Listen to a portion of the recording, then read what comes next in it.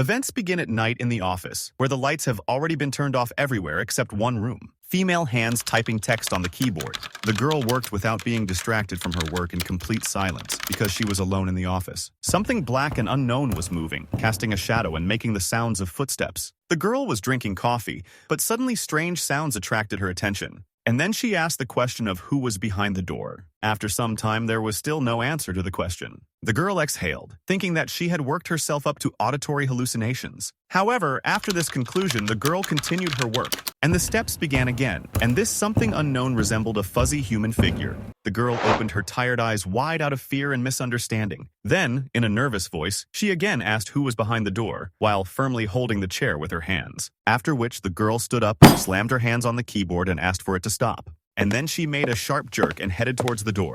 Opening the door, the girl said that such jokes could scare people to death. And at that moment, her eyes opened because there was no one outside the door. She looked around questioningly, but still didn't notice anyone. And after that, she returned to the office and slammed the door. The girl, pressing her back against the door, took out her phone. She dialed the number and put the phone to her ear. The first beeps began to ring, while behind her stood that same unknown entity. A voice was heard from the phone, calling the girl Lee and asking why she was calling so late. The girl turned to Sue that she was late at work and said that there were shadows near her all the time and strange steps from the direction of the stairs. And also, when approaching the door, it all disappears, but then appears again, so she is scared. The sounds of footsteps appeared again, and Lee told Sai that it had returned and he should hear it. She told Lee to get out of there immediately and go home, and the girl asked him not to hang up. After all, she is afraid that she will come up with something else. Lee grabbed the handle and opened the door. The girl went home, informing Siyu about this and expressing words of gratitude. And Saya wished him a good rest and said goodbye. However, suddenly those footstep sounds appeared again. The girl could no longer withstand this nightmare, and her eyes showed extreme fatigue and fear. Lee sat on the floor out of despair and looked at the front door, continuing to hold the phone to her head while this entity appeared at her home. The steps continued, and the girl was in a frozen state, as if time itself had stopped for her, and her eyes reflected mixed feelings of fear and complete uncertainty. The door opened a little, and Lee saw a strange shadow with red eyes begin to squeeze through.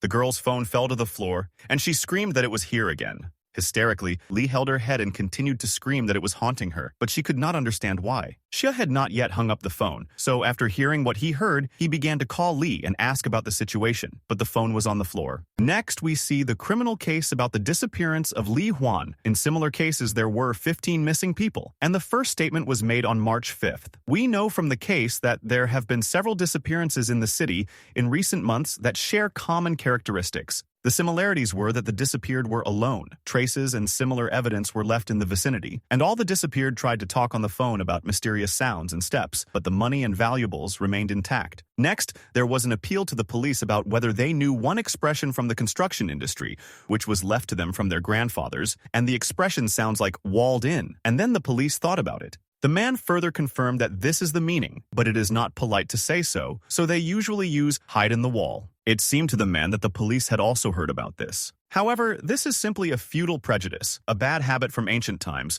from God himself, the patron saint of builders. But do they really still think that the incident on that bridge could have been avoided by walling up the person? But no, one will clearly not be enough because this bridge is very bad and one person is definitely not enough, which means you need to wall up several people in different places, and that's the only way the bridge will hold up.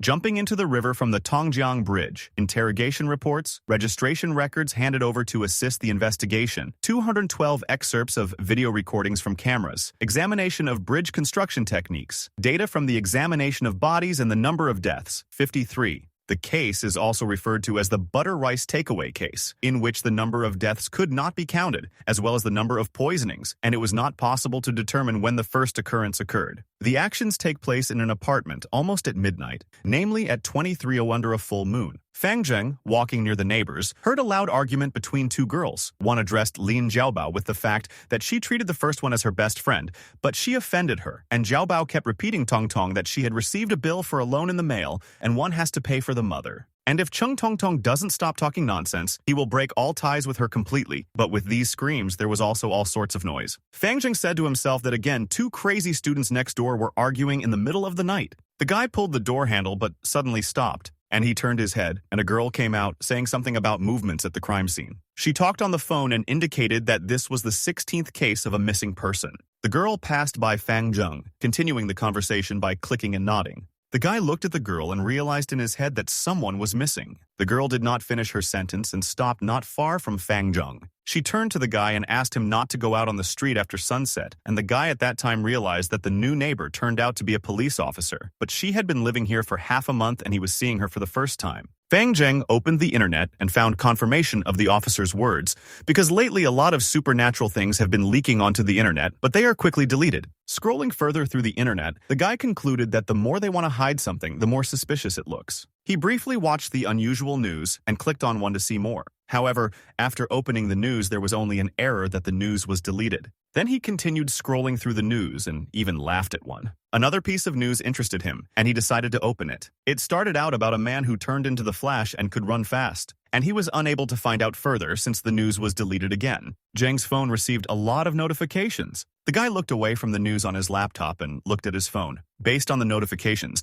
Fang Zheng thought that the chat admin decided to publish some photos. There was a message from the admin telling everyone to wake up and look at the sky, because there was something wrong with the moon, and they answered him that he was talking some kind of nonsense. Fang Zheng also didn't understand what kind of nonsense they were writing in the chat. The guy decided that he needed to get some fresh air and pulled back the curtains on the window. And outside the window there was a huge and red moon that illuminated the entire street. Fang Zheng couldn't believe his eyes when he saw that blood-red moon. But suddenly the guy noticed how one of his books was glowing. And then it immediately began to fade, and the title of the book said that it contained secrets for strengthening yin. After the book went out, the blood moon also disappeared. Fang Zheng reasoned that maybe it was because of his dusty book, which he bought at a discount on the internet. Maybe it had something to do with the blood moon. The guy opened the book, but there was something unknown in it. It itself flew up a little, and Fang Zheng concluded that it could be a page of some kind of manuscript, and also that it was made of leather. The guy began to look at this manuscript and try to understand it. He also thought that the glow might not have come from the book, but from this leather manuscript. Fang Zheng had already been studying it for 2 hours, but had made no progress in his research. The guy was already tired and thought about the situation from the pharmacy, where the girl told him that his night sweats and insomnia were the result of kidney yin deficiency. Next, he decided to take a medicine called Louis pills Dihuang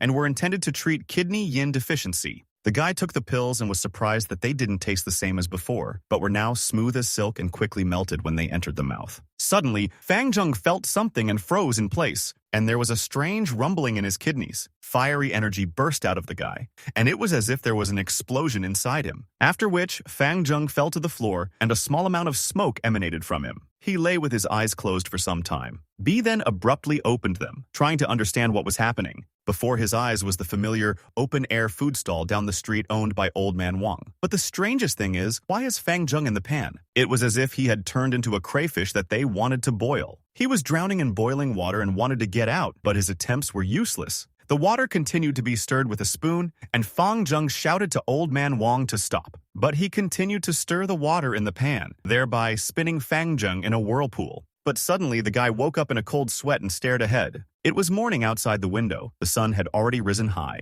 Sitting down, the guy realized that it was just a dream. And then, raising his head, he asked himself, why does he stink so much? Last night he sweated and had to take a long time to bathe. This is all very strange. Possibly in Lue tablets, D1 was a fake or something like that. The guy sitting in the taxi thought that he should get checked at the hospital. He needs to be careful in case his life is on the line. Then, a taxi driver approached the guy and told him not to worry about going to the hospital because many men are now sick due to stress, sedentary work, and bad habits. The guy did not listen to the taxi driver who told him about one good doctor, Song Ji, but decided to watch the news about the blood moon. What he saw of the Flash and Captain America is impossible to find. There is only news about a strange guy Tan Seng selling his skin, where he was called crazy in the comments. Fang Qing was surprised that this Tang Seng produces and sells on his own, without intermediaries who raise the price. What kind of nonsense is this? Then the guy saw the news that the central building of the Zhou City Hospital was completely blocked by the authorities. This morning, someone saw a Taoist monk here who looked like a ghost.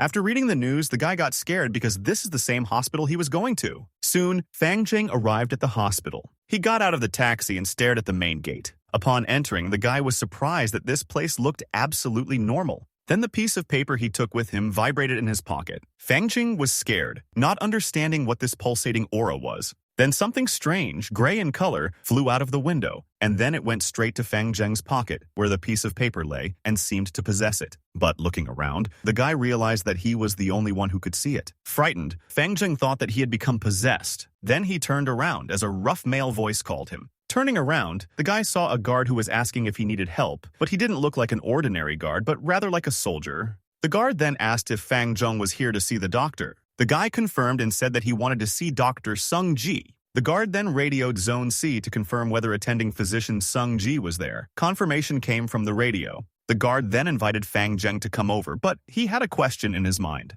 He asked the guard that he was the first person to understand that milk can be drunk, but did he do something with a cow to understand this? Then the first person who figured out the anorectal position also did something? The security guard looked at the guy in bewilderment and asked what he meant. And Fang Zheng was already running away, screaming. He thought about everything and now he was unlikely to need the help of a doctor, and then said goodbye. The guard tried to find a connection between the anorectal examinations and the cow, but did not understand anything. Fang Jing thought that it turned out that the hospital was really cordoned off by the authorities, and if he had entered, he would have been like a sheep going into the mouth of a wolf. Who knows what else scripture could do? But suddenly a strange guy rushed along the road and stepped on Fang Zheng's foot, causing him to start screaming. The guy apologized and threw books at Fang Zheng as compensation, saying that he could take them for free. The books were called The Inviolable Golden Shield, The Golden Seal of the Warrior, and The True Body of the Arhat. Fang Zheng, seeing this, shouted to the guy, "Can these fakes really pass for compensation?" But the guy replied that he should take the books, quickly run and be careful so that they would not be confiscated. Fang Zheng returned home in the evening, upset. He thought that he was unlucky today because not only did he not get to the doctor, but he also got hit in the legs. But having taken out the Holy Scripture, the guy saw that one of the runes on it was glowing with something. It was one of many runes written on the scroll.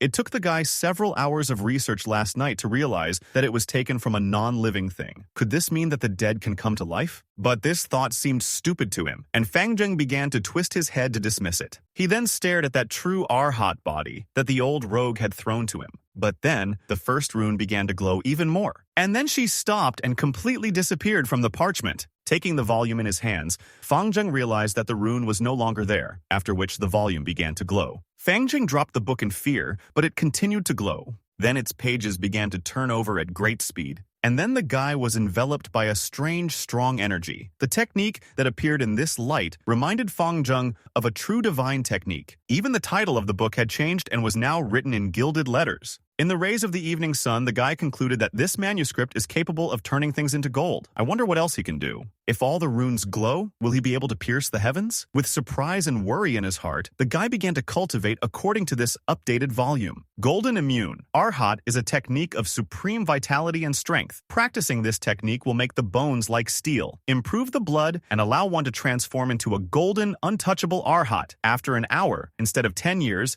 he was able to unlock 306 golden Arhat poses. Is it really all because of Lue's pills? D1. Using the hormonal surge in his kidneys, he was able to unlock all poses 5 times and gained about 50 years worth of power. Not surprisingly, the volume warns that this technique should only be practiced at midday, when internal heat is at its maximum, otherwise an accident will occur. I wonder if the rune that lit up in the scripture is related to the gray chi mark he saw in the hospital. Fang Shun decided to go back to the hospital tonight when there would be no people around, and check everything out. When the guy went outside, they persistently called him and asked him not to hang up, and then they said that there was an opportunity for Little Fan to earn a lot of money. The voice offered Fang Zheng 200 yuan a day, a free lunch, and to meet his goddess Ye Qianqi. Then the guy replied that his goddess used to be the director who worked at his mother's university. The voice replied that she is also his goddess, but Qianqi is his main favorite, who has known him the longest. Then Fang Zheng turned to the rich man Dogu, saying that he was shameless. But he only told the guy not to worry about him, but to think about himself because a lot has happened since Fang Zheng quit, but the guy didn't even listen and hung up. And then he opened the app, deciding to call a taxi to the hospital. A minute later, a yellow foreign car was already rushing towards him. Fang Zheng understood that the car was powerful from the sounds of the engine coming from around the corner.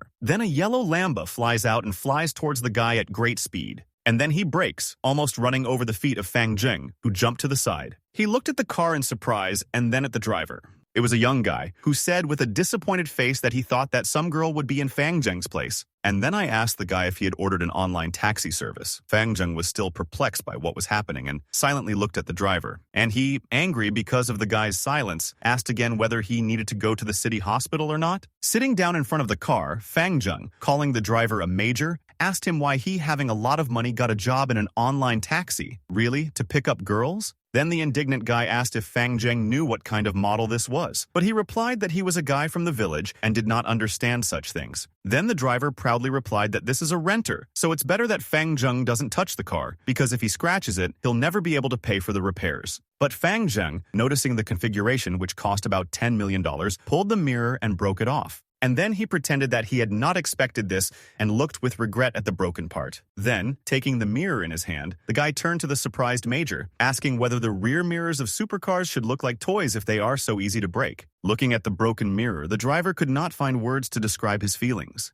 But before he had time to come to his senses, Fang Zheng was already holding the wheel of the car in his hands, saying that the car was really like a toy, since you can remove all the parts as you want. This is modern technology. It dawned on the driver that this fool was doing everything on purpose, but it was too late since Fang Zheng had already dismantled and broken almost the entire car. Eventually, the driver's patience began to run out, and he finally mustered his will. He wanted to raise his voice, but Fang Zheng suddenly said that the experienced parent will remain alive, and the one who makes a mistake will go to the next world, after which only a video of such an accident will remain. Fang Zheng then held out his phone, showing the angry guy a glowing screen. And then he said that he had already seen it on the news. A store employee steals a luxury car worth 10 million yen and dies from a cliff. Seeing this headline, the guy's face changed, which began to express surprise and anger. Then the driver's foot suddenly pressed the gas, after which something incredible happened. A strong energy condensed around the car, concentrating on the driver. His face distorted, after which he said, Fang Zheng could tell from the very beginning that he understood everything. The guy turned into a monster with fire burning around him. He shouted that Fang Zheng had been playing with him and mocking him all this time. And then, stretching his burnt hands to the steering wheel, he told Fang Zheng to get ready to meet the creator. But then there was a look of bewilderment on his face, because he couldn't figure out where his steering wheel had gone. Then the voice of Fang Zheng was heard, who stood behind the monster with the steering wheel in his hands and asked if this is what he was looking for. The angry monster didn't understand how the guy managed to take the steering wheel so quickly. Fang Zheng then pulled the thing forward and said that if the monster wants to have it, then let him take it. But he didn't move. Fang Zheng's guess was confirmed. This machine has absorbed the guy's life, so he cannot leave it, since he has become one with it. It's like people dying at sea who can only exist because of a ghost ship, and those who die in the water can only become water spirits. A ghost living in an apartment can only stay in it. They cannot go out and do whatever they want, anywhere. And this major is a ghost driver. The angry driver stood up in his car and asked Fang Zheng who he was. Is he also a Superman who is one of the awakened ones? Fang Zheng confidently replied that everything was so, and he himself thought that if he had not started dismantling the ghost car when he first arrived, he would have found himself in a difficult situation. But now this ghost is just a way for him to gain experience. Looking at the guy, the ghost fearfully thought that things were bad, and I decided to just run away. The next moment he stepped on the gas and rushed forward, away from the guy. But the car did not pick up speed and scratch the asphalt, causing sparks to appear. It was then that the ghost remembered that Fang Zheng had managed to remove one wheel. But it was already too late, since there was a sharp turn ahead, which was impossible to fit into at such a speed without a wheel. Hitting the rocks and turning, the ghost realized that he had completely lost control and was rushing straight into the shop window. He eventually crashed into a wall, causing a bright flash. The car was thrown to the side, causing it to roll over several times. Finally stopping, the wrecked car showed no signs of movement. But inside, the ghost was still alive, although he was pretty battered. He was able to open his eyes and saw a guy in front of him. He ran straight towards the ghost, which made him very scared. The ghost even thought about pretending to be dead in order to gain some time. But Fang Zheng didn't even bother to check, running up to the broken car with a huge beam in his hands. And then he swung and hit right at the car, from which tongues of fire gushed out. The next second, Fang Zheng realized that this was a mistake as the fire reached him. Jumping back, he landed on his knee but remained standing, right in front of the ghost. While the guy was trying to extinguish the clothes that were burnt on him, the ghost realized that he was not awakened, but just an ordinary person who was a little smarter than others. Revolting, he laughed, saying that although he cannot leave his infernal machine, he is still an awakened Superman, so he does not even need to do anything, since his flames will destroy the guy anyway. And then, mockingly, he asked where all the guy's insolence had gone. Let him come and hit him. But Fang Zheng looked at his hand, which was emitting a strange light with a serious look. This alerted the ghost. And then he got really scared and said that he was joking about the guy while he was approaching the ghost, who was pressed against the car. Then Fang Zheng, raising his hand, said that if the ghost had just asked to hit him, then he would do so as a favor. The impact was so strong that the car flew into the air. Fang Zheng's strength was so great that the car doors were bent under the pressure of the ghost's body hitting it. The ghost realized that he had screwed up, and if he could still shed tears, he would cry right now. But Fang Zheng was not interested in this. He continued to attack. And finally, he pulled back his hand, filled with energy for an even stronger blow. And then he hit it with such force that the car shattered into pieces.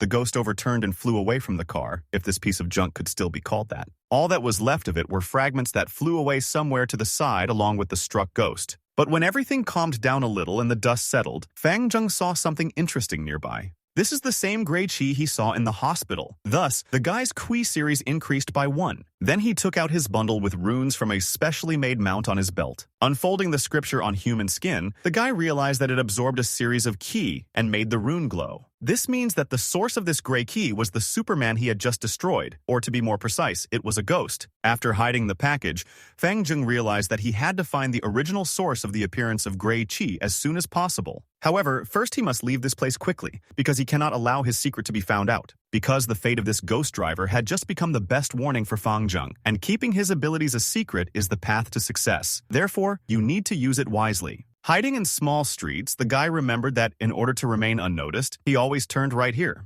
He was already near the Zhou City Hospital and hoped to himself that his caution would not fail him. The guy hid in the building and waited there almost all night. Going out to the window, he realized that during all this time, nothing had happened. It seemed that the gray qi he saw last time in this hospital was here by accident and was unlikely to appear again soon. So Fang Zheng decided to go home and continue cultivating rather than waste time. Morning came quickly. Fang Zheng was at home. He was upset that he had wasted the whole night. Luckily, he managed to destroy the ghost driver, and now another rune has lit up, so the guy has another opportunity to become stronger. Right now, brute strength is the only thing he has. He can fight like crazy and that's all. It definitely won't work next time. And so his goal at the moment is to improve his combat tactics. That is why the guy picked up the second volume.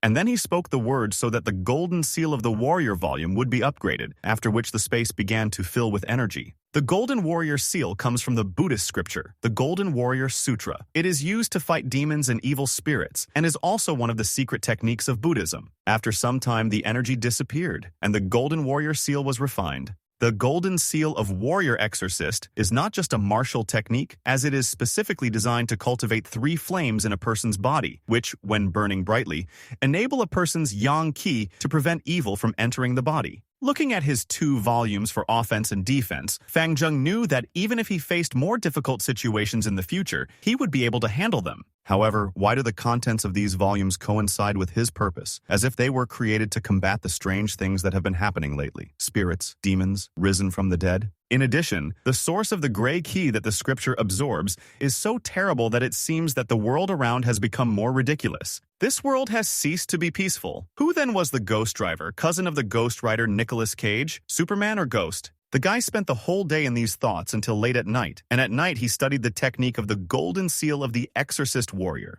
The next morning, the guy realized that he was not tired at all, and his body and spirit had moved upward, which is unthinkable. So one morning workout turned out to be more fruitful than many night workouts. Although all this training had a drawback, it still left Fang Zheng very hungry. Previously, when he practiced Golden Arhat, he was hungry like a wolf. This time the hunger is not so strong, but I still want to eat. While the guy was thinking about which restaurant to go to, the door to his room opened, and then a woman's voice called out to him, calling out to brother Fang Zheng. Turning around, the guy saw one of the students living next door, who was calling him to have breakfast. Then Fang Zheng said that he wanted to go to the store and asked the girl if she needed to buy anything. The girl winked and thanked brother Fang Zheng for bringing her something. But then a second girl appeared from behind the door and said in a sweet tone that she also wanted something. This tone of voice irritated the guy, who thought to himself that talking to girls was scarier than meeting a ghost driver. Then Fang Zheng turned around and walked towards the exit under the gaze of the girls, expressing the hope that they would buy something tasty. Out of the corner of his eye, Fang Zheng noticed the girls already retreating to their room, or rather, the bare legs of one of them.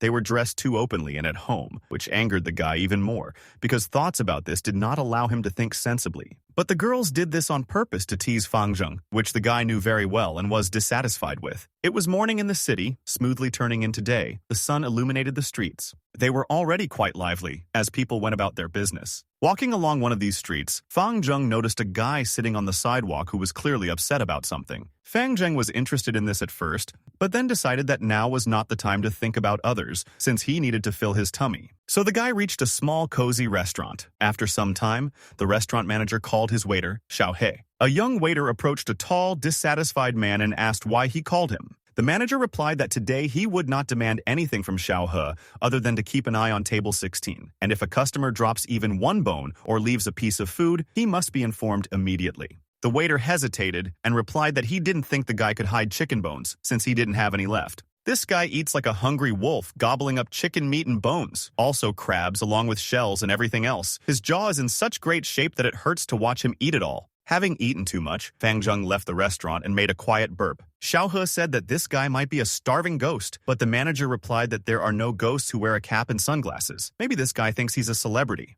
The manager then asked the waiter to remember this guy, and if he came again, they would close for the day. But Xiao He said that it would be bad for their business. At this time, Fang Zheng, walking down the street, thought that every time after cultivating, he gets up insanely hungry and needs to eat for 6 to 7 hours, which takes too much time. This may come back to haunt him, as he has already been blacklisted from almost all the buffet restaurants in the area. Things have gotten so bad that he now has to hide to avoid being recognized. It soon became dark, and Fang Zheng was still walking around the streets. Even though he ate too much, is that really a reason for all the restaurants to close down and throw him out? Suddenly, Fang Zheng saw the same guy sitting on the side of the road with a downcast look. In the morning, he bought him breakfast, which was no longer available. So this guy could have eaten it, or it could have just been stolen. Just sitting on the sidewalk and shivering from cold or fear, the guy didn't seem to budge. Fang Zheng then approached the local security guard, who was wondering why this strange guy was still sitting there. Maybe his girlfriend left him, or he went bankrupt, or he's even obsessed. Fang Zheng noticed that the guy was very scared. Then the guy asked Captain Liu what was happening to this man. But he replied that this guy doesn't listen to them at all, and at this time it's cold outside, and if he throws his hooves back, then they will be partially to blame. Fang Zheng said that the guy was scared. Perhaps he's being hunted by a loan shark, or he could be on the wrong side of the mafia and afraid to return home. But then Fang Zheng's attention was attracted by the fact that the guy on the side of the road twitched. He received a call, after which he slowly raised the phone to his ear and said, "Hello," after which this guy's face distorted into a grimace of horror. And then he attacked Fang Zheng, who was standing next to him, and began to beg to save him since she was already coming. This time, she came right to where he lives, and now she is next to his mother. The guy also said it was a ghost, a dead person coming back to life. A strange dead woman is now in his apartment. Hearing this news, the guards as well as Fang Zheng were shocked. But it was worth remembering that if you talk about ghosts at night, then not only people hear you, but ghosts too. But suddenly there was a sound from the motor of the scooter that Fang Zheng took. Sitting on the machine, Fang Zheng asked Captain Liu if he could borrow this scooter to go with this guy to the police station and report this matter. Captain Liu agreed, and Fang Zheng thought that this was a good opportunity for him to find out whether the ghosts were the source of the gray key or not. Then Fang Zheng turned to the frightened guy, telling him to quickly climb up and not stand like a pillar because he needs to save someone. But Fang Zheng himself is not a fool to get involved in this, and that some things must be done secretly. He must also get a clear picture of what is happening. When the guy got on the scooter behind Fang Zheng told him to stick with it. Then the guy leaned his chest against Fang Zheng's back, and Fang Zheng told him to hold on to his waist. The guy did so, then Fang Zheng asked in a soothing voice if he now felt at least a little safe and if he had calmed down. He nodded calmly and smiled. Then Fang Zheng pressed the gas and the guys set off, and one of the guards said that he saw a similar scene on TV, and as far as he remembers, it's called shipping or something like that. And the guys were already racing on a scooter through the city at night. But the guy behind him started to get worried when he noticed that they had passed the police station. He asked how far it was from here to his apartment and would they make it in time. Fang Zheng replied that there was little time, so it would be better for them to go straight to his house because they needed to save lives. And then he asked if the guy gave the exact address. Surprised, the guy enthusiastically asked, did Fang Zheng really believe in his words and believe that there are ghosts in this world? Fang Zheng replied that it was true.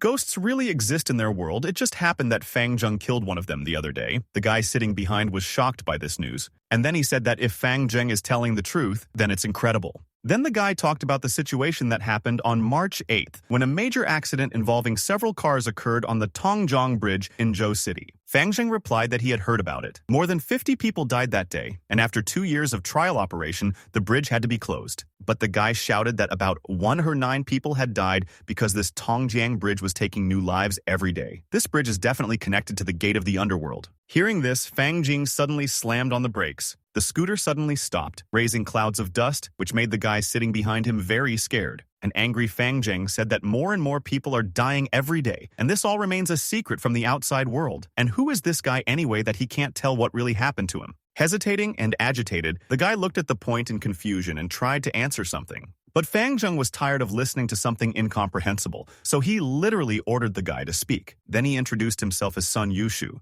His parents were engaged, so all his life girls revolved around him. However, he was not interested in them, since they were all primitive and boring. When Sun Yushu was in high school, he liked girls who were over 20. When he was in college, he liked mature girls who were over 30. And after college, he realized that he really liked older women and started looking for women over 40. However, the guy's parents were worried about him and began to rush him to get married. They set up blind dates, but in the eyes of the guy, young girls could not compare with middle-aged women. During the Lunar New Year, his family set him up on a blind date with a girl named Jiajia, but when he walked into her home, he was shocked. He recognized her mother as Jung Mei, whom he had met before. She was a housewife and her husband traveled a lot, and Sun Yushu went on many dates with her and they got along very well. Every meeting was unforgettable. Staring at Sun Yushu, Fang Jing said with a surprised expression that he never thought that this guy was such a person. But Sun continued by saying that he not only dated the man's daughter but was also close to his wife. But one day, he met his future father-in-law, but it happened on the day of the Lantern Festival. Jung Mei's body, bloated after being immersed in water, appeared on his examination table. Jung Mei was returning to the village to visit her parents, and on the way back she died on the Tongjia Bridge. And Sun Yushu works as a forensic doctor, and it was he who further examined the body of the woman he madly loved. Then Fang Zheng clarified whether Sun Yushu conducted the examination alone, to which the guy replied that it was so. Then, Fang Jing said that Sun had told a lot about himself, but he never said what was happening with the Tongjiang Bridge, but the guy replied that he was an ordinary forensic expert and did not know the true secrets of the bridge. After that, Fang Zheng relaxed, realizing that the guy hated this bridge because it took away his love. But then Sun Yushu began to ask Fang Zheng to help him, since he did not want his family members to be in danger. Because this woman who was his love is no longer in this world, but she has been resurrected. He realized this when he heard an unexpected knock on his door. Then the guy turned around, looking at the entrance, wondering who it could be. Approaching the door, the guy looked through the peephole, realizing that it was already late for the guests. But he fell into a stupor when he saw a familiar eye in the pupil, looking straight at him. Sun Yushu backed away from the door as the eye, filled with black liquid, continued to watch him. Slumped to the floor in fear, the guy started asking who was there. Is this really a stupid prank? So he called the property managers, and they sent security people to come and check. However, they did not find anyone suspicious, and the peephole in the door also turned out to be normal.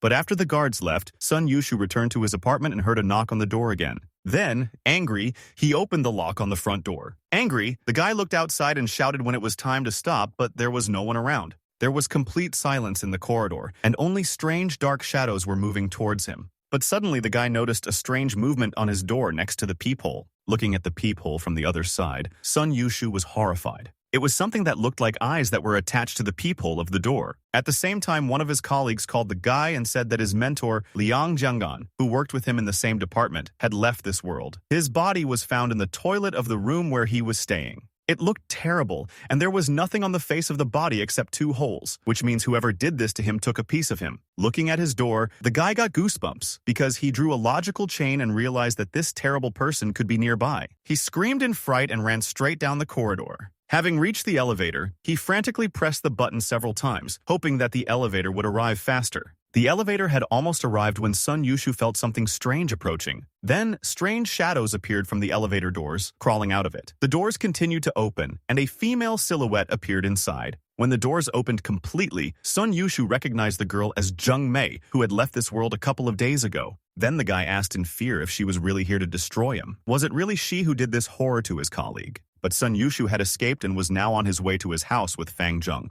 who told the guy to call his mother and ask if she was okay. But she didn't answer, so they went upstairs and started knocking on the door. But the door was so cold that the guy seemed to be shocked by electricity from this knock. Standing in front of the entrance, the guys didn't understand what to do next, because it all looked strange. Then Fang Chong took a deep breath, feeling a strange smell. And then he said that he smelled damp earth and the smell of rotten fish. And Sun Yushu did not understand anything at first. But Fang Xing told him not to worry about it. But the guy was already trembling with fear, thinking that he would use himself as cannon fodder. Then he started knocking loudly on the door and calling for his mother, and then he was able to open the door. Strange and gloomy shadows appeared from the door, and Fang Zheng asked if Sun Yushu really didn't smell anything. And I thought that the 2 most terrible things in life are when it suddenly becomes quiet and when someone unfamiliar shows concern for you. And if this someone does not want money from you, then your life may be in danger. But suddenly, an elderly woman looked out from behind the door and smiled sweetly, greeting her son.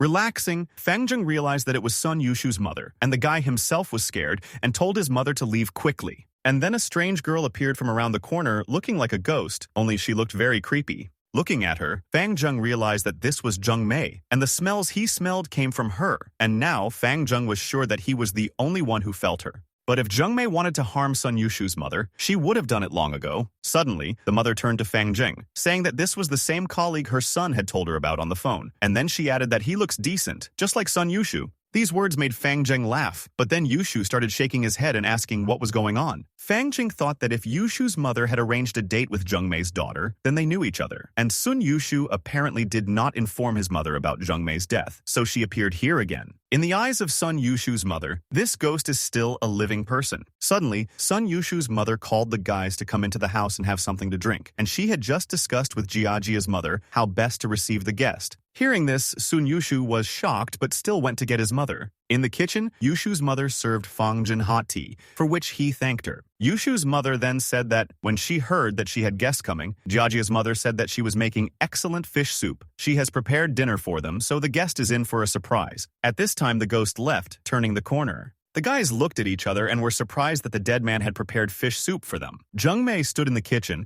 chopping vegetables on the countertop. Suddenly, she turned around and stared straight at the spot. At this time, the guys sat at the table in fear, not understanding what was happening. And Yushu's mother again started talking about how her son would soon be 27, and the fact that he still didn't have a wife was no longer funny. She had already started to treat Jiajia's mother like a mother-in-law, so she asked how things were going with Jiajia. Smiling awkwardly, Fang Zheng thought that there was something wrong with this family if they were discussing such things while they had a ghost cooking in their kitchen. Very soon, Zheng Mei came and set the table with fish dishes. The ghost sat down at the table next to everyone, and Fang Zhen thought it was wasteful since the whole table was filled with delicious-smelling fish. But as soon as this smell mixes with the rotten fish that comes from Zheng Mei, it feels like something is stuck in her throat. Suddenly, the ghost sitting opposite Fang Zhen ordered him to eat. Fang Zhen, having come here, knew that if the deceased was not one of the ancestors or relatives, then one should not eat the food they prepared, otherwise life expectancy would be shortened. Obviously, the ghost wanted to take advantage of this and take away the vitality of everyone present through food. Fang Zheng could fight her directly instead, but in this small confined space, it would be impossible not to hurt Sun Yushu and his mother. It was too dangerous, so it was necessary to come up with something else that would not arouse unnecessary suspicion. But suddenly an interesting idea came to the guy's head. He began to be nice to the ghost of Aunt May, saying that if these were her specialties, then he should definitely try everything. And he moved closer to her, which made him feel much colder. Taking the bread as a snack, Fang Zheng reached towards the fish to take a piece. Frightened Sun Yushu thought that Fang Zheng had already given up, turned into a starving ghost, and now no one would definitely help him. Looking at the ghost, the guy thought that it looked like he wouldn't be able to avoid this and would have to deal with it himself. If it meant saving his mother, he would do whatever it took and reached for the food as well. But suddenly Fang Zheng intercepted her and told her not to touch the food. And then he put the fish in his mouth, adding that this carp was his favorite. Sun Yushu continued to watch the guy in surprise. And he devoured all the food with great speed, as if he had turned into a gluttonous monster. Who then can eat fish with bones? Soon, all the plates were emptied by Fang Zheng. Putting the last bowl on the table, the guy smiled. And then he added that Aunt May's cooking was so delicious that he ate it all himself, and no one even had time to try it. And then he asked Aunt May to cook more, and promised that he would eat less. The ghost stared in surprise at the guy who was acting very strange and eating all her food. Then Sun Yushu got angry and said that if Fang Zheng wants to die, then let him continue, but they want to survive. And then he began to ask his friend to stop, since he himself is trying his best to eat this food, but Fang Zheng even asks her to cook more. The ghost went to the kitchen and continued preparing his food. But Fang Zheng easily ate the second batch of food. The ghost no longer knew what to do and silently and trembling approached the guy. And Fang Zheng, turning to Aunt May, asked why she turned so pale. Does she really mean that she was tired by rocking back and forth? This is not the case. Everything should be fine. And Sun Yushu thought that this guy ate so many of her dishes and forced the dead man to become his cook, and nothing happened to him, unlike the ghost himself, who was incredibly tired. The whole scene got a little distorted. It started out like a horror movie. Now it suddenly turned into a comedy cooking show. Suddenly, Sun Yushu told his mother that she once had a fish bone stuck in her throat, so she no longer liked fish. Their family rarely buys fish. Then why is there so much of it today? And also different species of almost all freshwater fish. Then the mother really wondered, where did so many fish come from?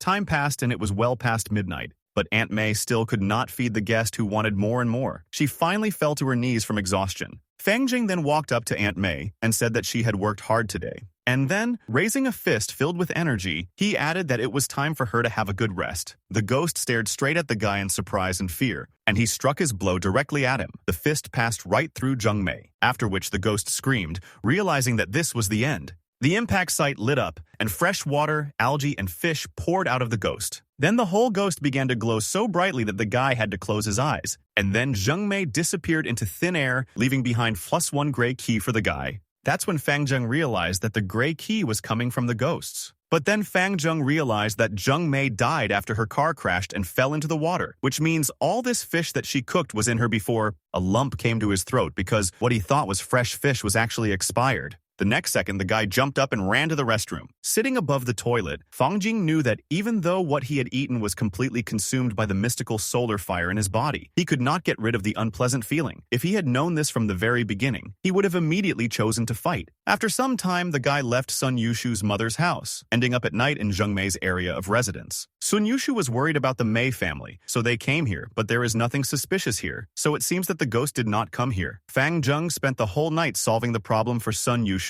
Fortunately, Sun Yushu gave him a bank card with 60,000 yuan as compensation. This helps ease his trauma somewhat. In 4 days, Fang Zheng encountered the supernatural 2 times. For an ordinary person, this could be critical. But if the guy wants to survive, he needs to become stronger, which means getting more gray key. Therefore, you need to continue to fight. And to do this, you need to go on the internet and see if anything strange happened during this time. On one of the forums, a guy read information from a user who claimed that he saw a Taoist in robes, looking like a ghost, entering the Zhou hospital. Seeing the name of the hospital, Fang Zheng immediately took off. Soon the scooter took the guy to his desired destination. Turning his head, the guy saw in front of him the entrance to the Zhou City Hospital. And then he felt a strange energy, indicating that he had again increased his gray key by 1. Fang Zheng was overjoyed, thinking that if he added the gray key he received yesterday, this would be the first time he'd obtained 2 strands in such a short period of time. It seems that this hospital is indeed a real treasure trove, so the guy is going to spend the day observing this place, as he feels that he will find more gray key here. But time passed, the sun began to rise, the city was soon to wake up. Zhou City Hospital stood calmly in the rays of the morning sun. Fang Zheng thought disappointedly that he could not detect the gray key tonight, although this was to be expected.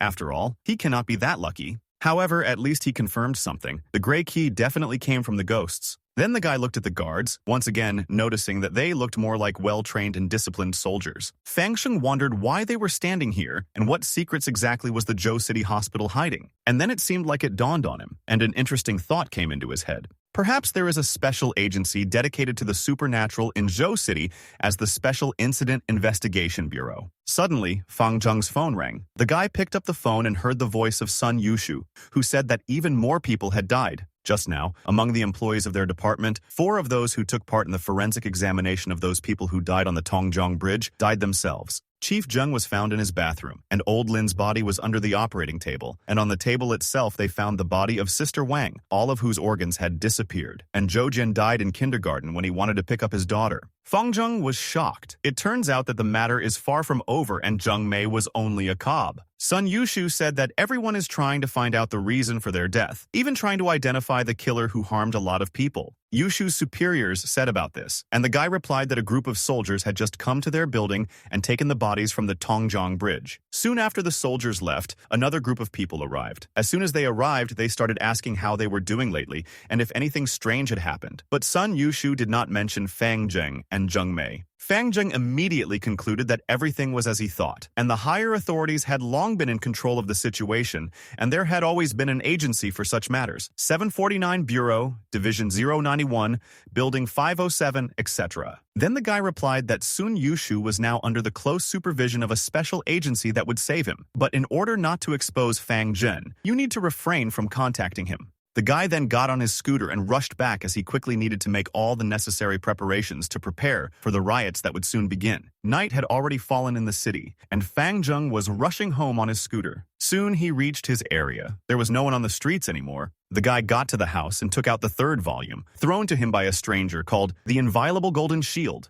Taking the volume, Fang Zheng decided to start immediately, and the title of the book changed to Maha Golden Shield. Next, cultivation began, and as the name Maha, or Great, suggests, it is a powerful defense technique. Once the technique is fully learned and used, the golden bell will be able to cover and protect the entire body. Jen sat in this position for some time, continuing his cultivation. And finally, he finished his training in attack and defense techniques. And now, in this terrifying and dangerous world, he will finally have the basic ability to defend himself. At least if he were to face Zheng Mei and her knife again, or a human opponent with a weapon in his hands, the guy would be able to fight back without having to endure and come up with tricks. Taking the scroll, Fang Zheng decided to use this improvement on a weapon, although he was not sure if it was possible to upgrade it. Thinking that this should work, the guy took out his phone. He understood that he did not have a weapon that could definitely help him in the fight against Zheng Mei.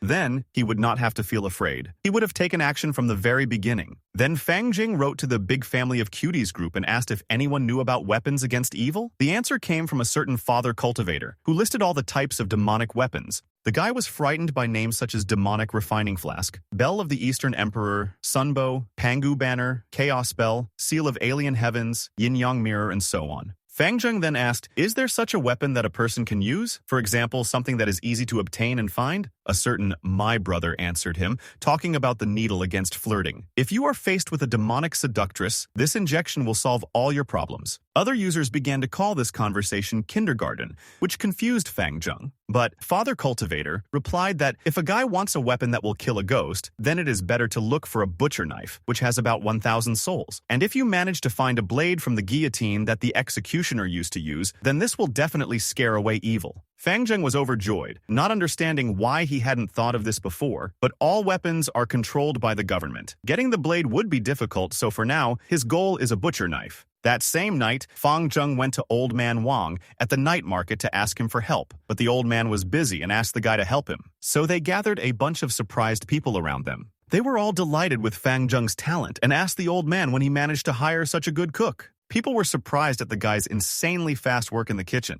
Then the fire broke out, and Fang Jing began to fry the ingredients, and the people appreciated his hand strength and cooking ability. For a long time, Fang Jing helped and prepared portion after portion. At 2 o'clock in the morning, Old Man Wang was sitting in a cafe and thanked Fang Zheng for his help, and the guy replied that they had lived in the same area for so many years that politeness was useless. He would have helped anyway. Fang Zheng then asked Old Man Wang if he knew any butchers or slaughterhouse workers. The old man was surprised by such a question. But before he could answer, Fang Jing suddenly noticed something strange. One of the guys in Old Man Wang's shop took bills and threw them into a basin of water. It was strange to see them putting money in a strong detergent. Thoughtful, Fang Zheng asked himself, could this be considered money laundering? But Old Man Wang replied that a lot of strange things have been happening lately, which is why many people seem to have gone crazy. There was a guy who got some money and started counting it, and then he started getting sores on his hands. Hearing this, Fang Zheng was surprised, as it even sounded creepy. Then the guy said another saying, his hands cramped while he was counting the money. And Old Man Wang told about strange things at the night market, where stall owners, counting money, noticed that their hands were stained with blood. This must be because the money touched the dead man's blood, so the enmity remained in them. Perhaps the spirit cannot find peace after death and is offended by something. Hearing this, Fang Zheng realized that this was the third supernatural event in 5 days, and if ordinary people like Old Man Wang encountered this, they would not be able to defend themselves. Then Old Man Wang asked Fang Zheng if he believed in the supernatural. After all, he also saw that many are now on the edge because of what is happening. The old man himself hopes that he will not encounter this. And then he stopped short and said that it was time to stop talking about this, since he had 3 children and he would not leave his stall to raise them, and asked what Fang Jing ultimately wanted from him. The conversation was long, and Fang Zheng ended up at the Yufa Farmers Market at 6 a.m. Old Man Wang had many connections and told Fang Zheng to come here and find a butcher named Zhang Chu. There should be his stall here, and the butcher Zhang himself is involved in the family business and comes from a family of butchers, which means, naturally, that at 30 he is still a bachelor. Suddenly, the guy's gaze rushed forward, and he noticed a man. It was Butcher Zhang, but the guy didn't expect him to look like that. But it was clear that this guy was a master of his craft, so it definitely had to be Zhang. And then the thoughts in Fang Zhen's head said that with such muscles, this guy looks more like a fitness trainer than a butcher. Then Fang Zheng walked up to the guy and addressed him, but then a child's voice was heard, asking him to let him go ahead. It was a little girl who said that her mother was sick and meat was very healthy and would help her recover. Then the girl repeated the same thing a second time. Fang Zheng was surprised that such a small child would go shopping alone. The girl apologized with tears in her eyes and said that her brother could buy the meat first because her mother says that a good child should not bring problems to others. Fang Zheng, looking at the girl's behavior and her apology, thought that she was so well-mannered that she made him feel uncomfortable. Then the guy turned to the chef and asked him to give him a piece of the softest tenderloin. The guy agreed. Then Fang Zheng sat down in front of the girl behind him and said that she was very good for taking such good care of her mother, and good children like her should be rewarded, and then he gave the girl pork as a gift. Delighted, the girl thanked her older brother and asked him to allow her to return the money to him, handing over a small bill. But the guy replied that she shouldn't worry about it and let her take the meat for free, and also wished her mother a quick recovery.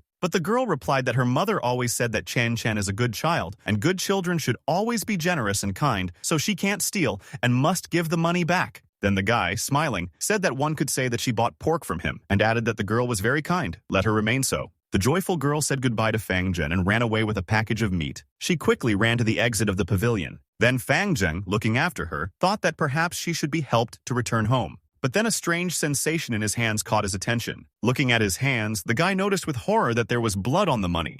Then Fang Zheng immediately said goodbye to the butcher, saying that he would return later. And then he rushed after the girl, realizing that something was wrong, because Old Man Wang said that the money was stained with the blood of the offended dead. Some say that those who die cannot suppress their obsession, so you need to follow the girl around the city at night to check it out. And Chung Chung tried to get home faster, crossing the street at the pedestrian crossing. Suddenly she heard a noise and stopped to look around. And then Chung Chung noticed a huge truck flying straight towards her.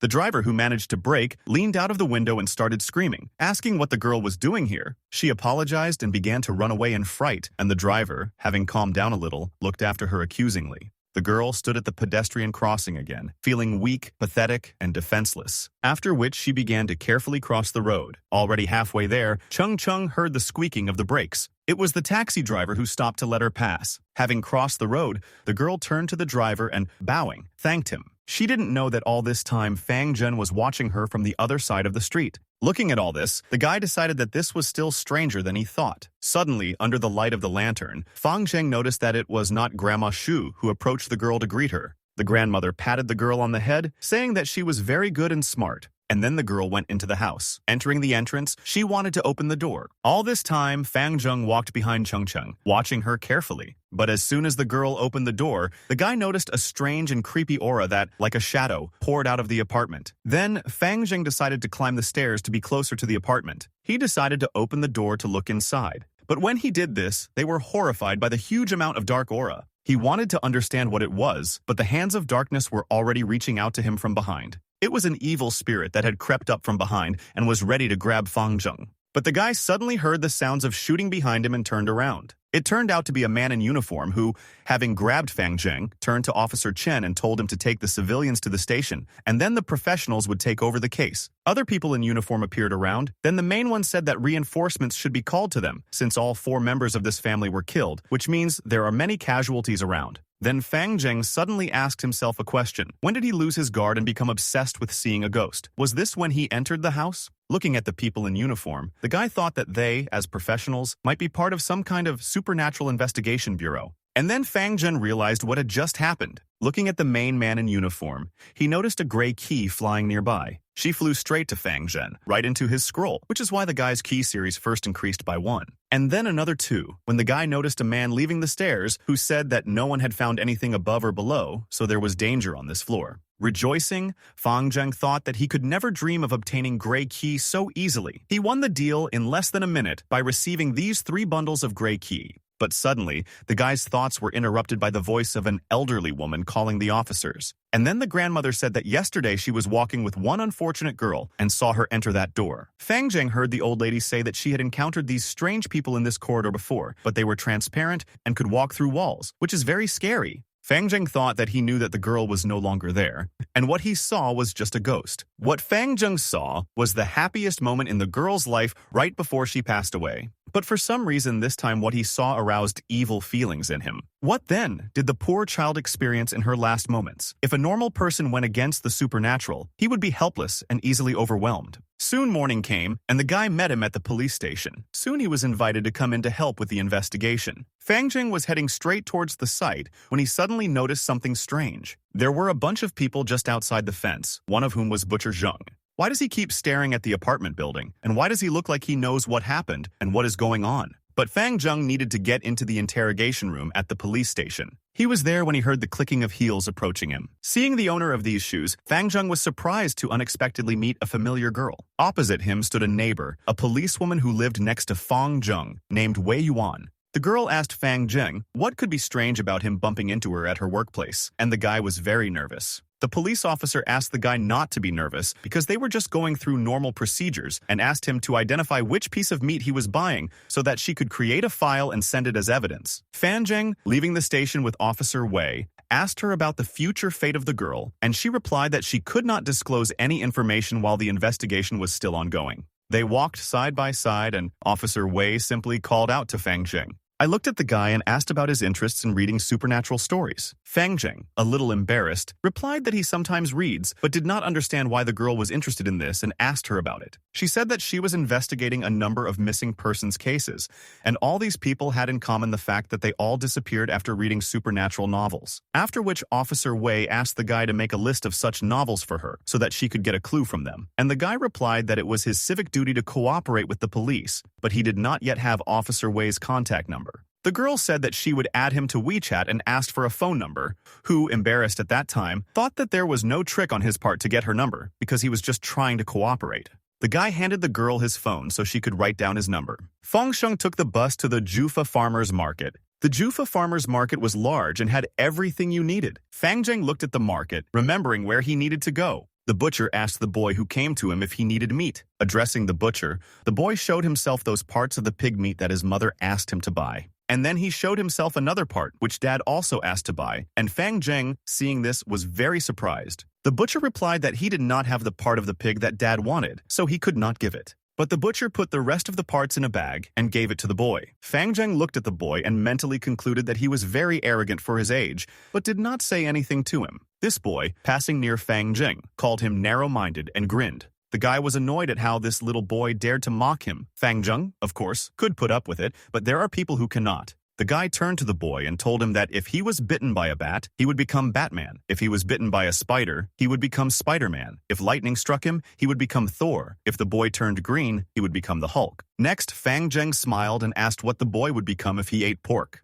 The boy replied that in that case he would become Little Peppa Pig. Fang Zheng praised the boy for being smart and quick-witted and patted him on the head. The boy left, and Fang Zheng told himself that such brats know nothing but witty remarks, so he decided to go down with him. Then the guy approached the butcher and started talking, but stopped. The butcher interrupted the guy, saying that Old Man Wang had already come and told him about Fang Zheng, and added that if the guy wanted to kill ghosts and train the spirit, then this blade would be best and put it on the table. Wang Xing took the blade and began to unsheath it, after which the guy immediately realized that his cultivated body felt the drop in ambient temperature. The butcher decided to say that this blade neutralized 37 of the most vile men in Kashiku, but it has existed for a long time and has been badly damaged, and only half of the blade remains, which means it can be considered a defective antique. Fang Zheng, holding the blade in his hands, felt enormous power from it. The butcher said that he would make a discount and sell the blade for 60,000 won, and the guy was surprised and asked the butcher if he knew Sun Yushu. Otherwise, the guy couldn't understand how the butcher knew that he had exactly 60,000 yuan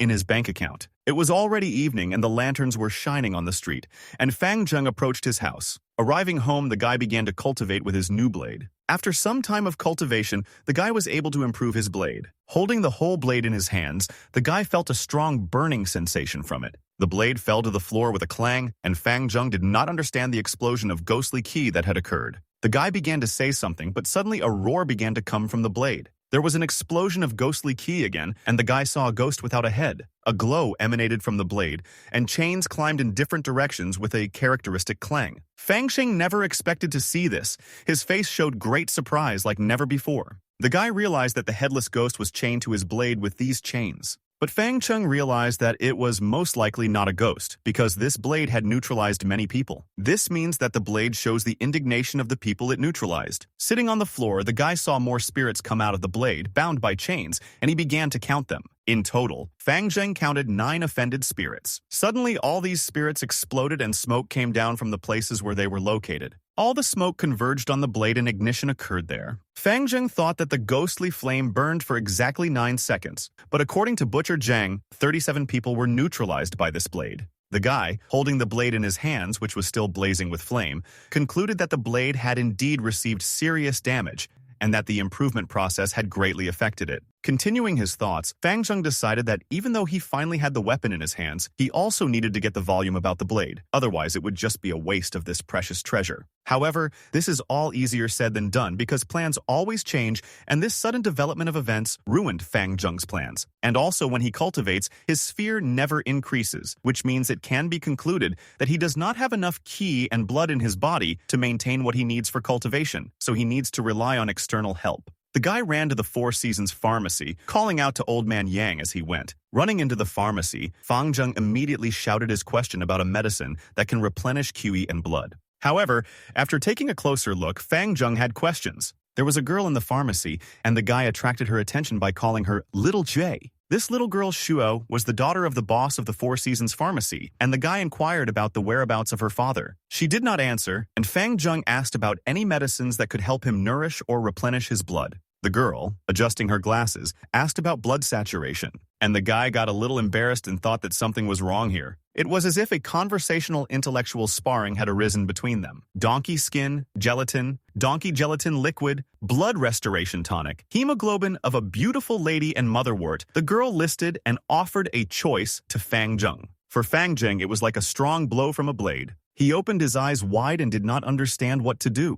What a shame it is when a courageous guy runs to the pharmacy in the middle of the night to buy one of the listed products, and then asks a schoolgirl which of them works better. This is a shameful blow to the heart. With this, Fang Zheng could be said to be burned with shame, and the guy now didn't understand what he had done wrong to suddenly be overcome with shame. The girl put the pale wuji preparation in front of the guy by Fang, which nourishes and replenishes the blood and also regulates the female cycle, and is used to treat qi and blood deficiency, weakness, and exhaustion. Fang Zheng was furious that he was offered pills that regulate the female cycle, because he is a man, and they cannot help him. The guy was still irritated, and the girl grinned at this. Adjusting her glasses again, the Zhu girl suggested that Fang Zheng try motherwort, which is known as a woman's best friend. This infuriated the guy too much. He listed that an irregular cycle or its absence and other problems in this area cannot concern him, which means this medicine is completely unsuitable for him. Then Zhu suggested that Fang Zheng try donkey skin gelatin, and she guaranteed that it would satisfy him, grinning at the same time.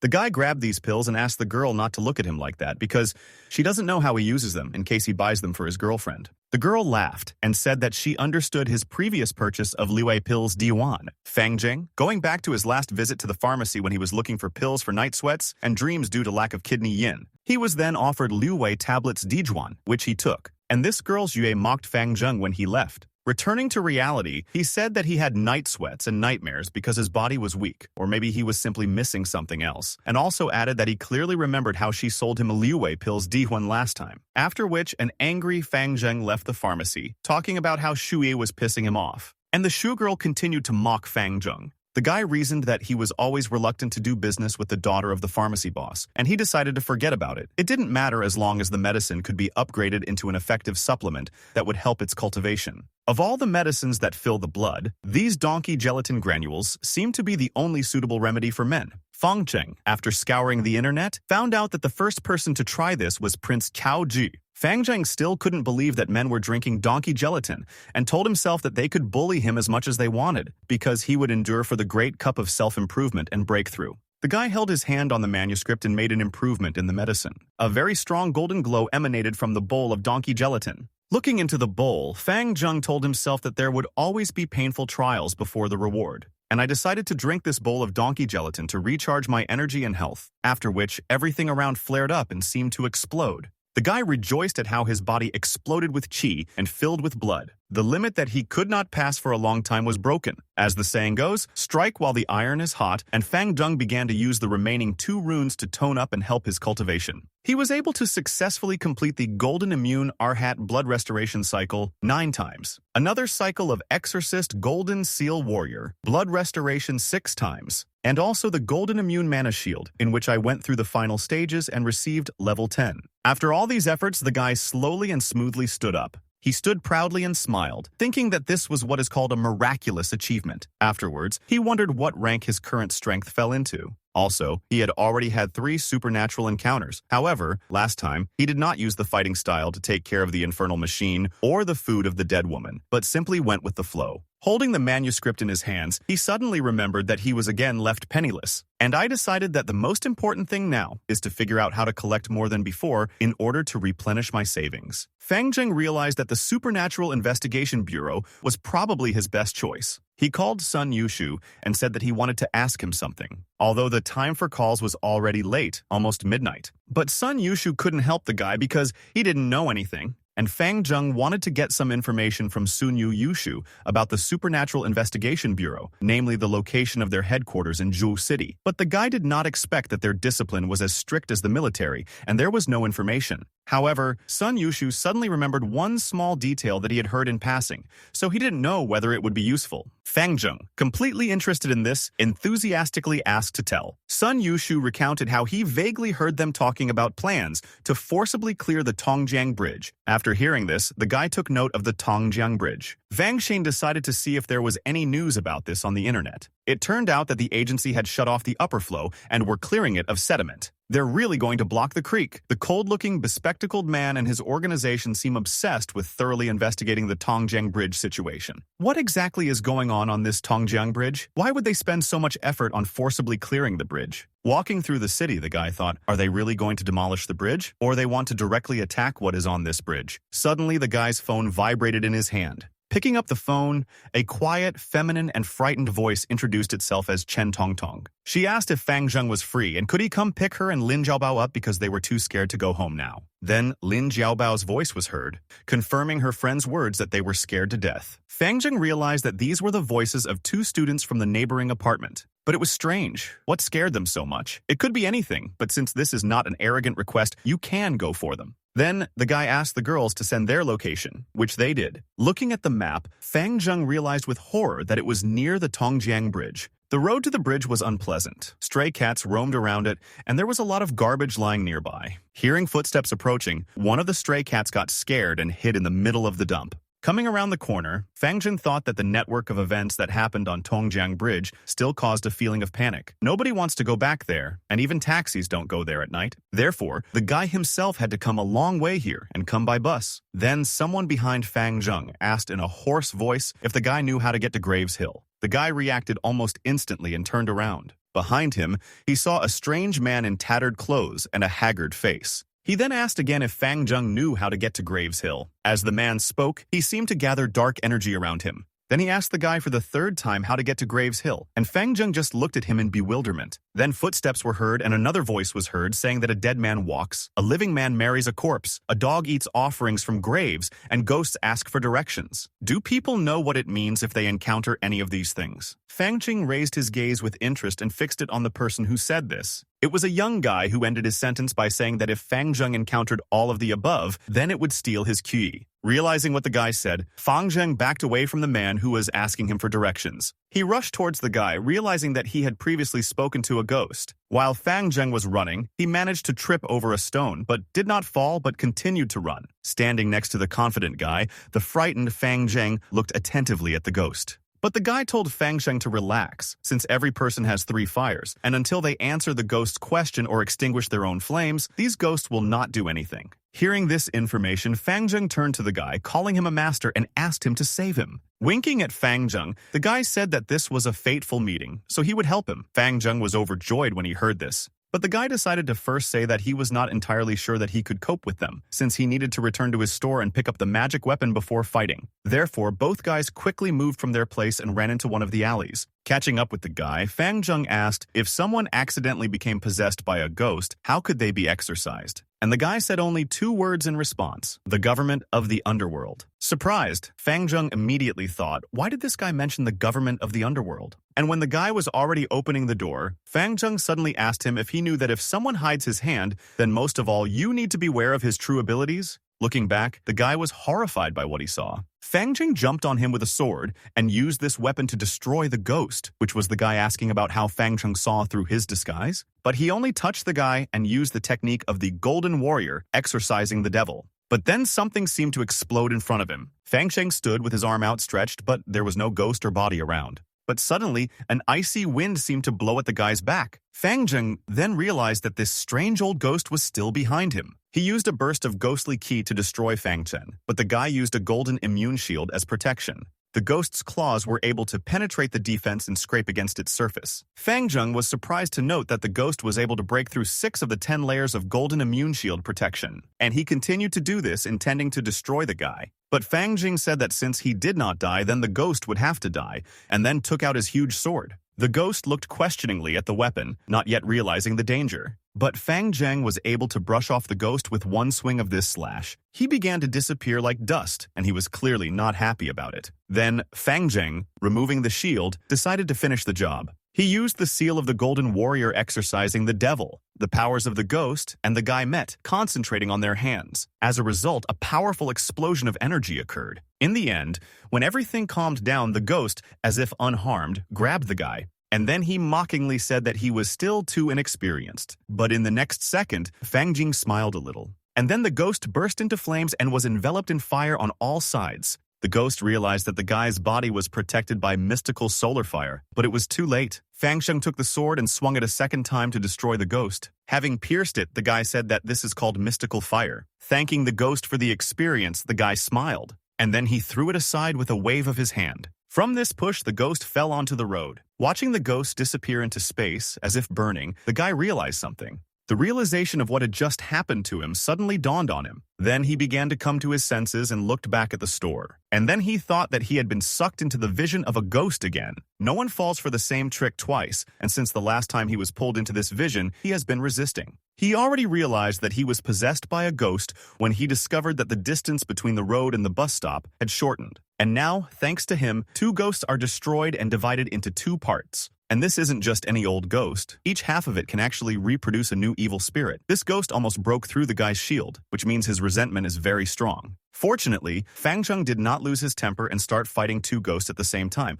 Otherwise, he could have died. In the future, you need to be more careful if you encounter one ghost of 2 halves. But suddenly, 2 gray Qi flew out from the dead ghosts. It was a pleasant surprise for the guy that these 2, although they came from 1 ghost, divided into parts, are considered as 2. Fang Jing was pleased with this outcome, but now he understood that he needed to calm down so as not to give himself away right now. And now he needs to hurry, because 2 beautiful ladies are waiting for him.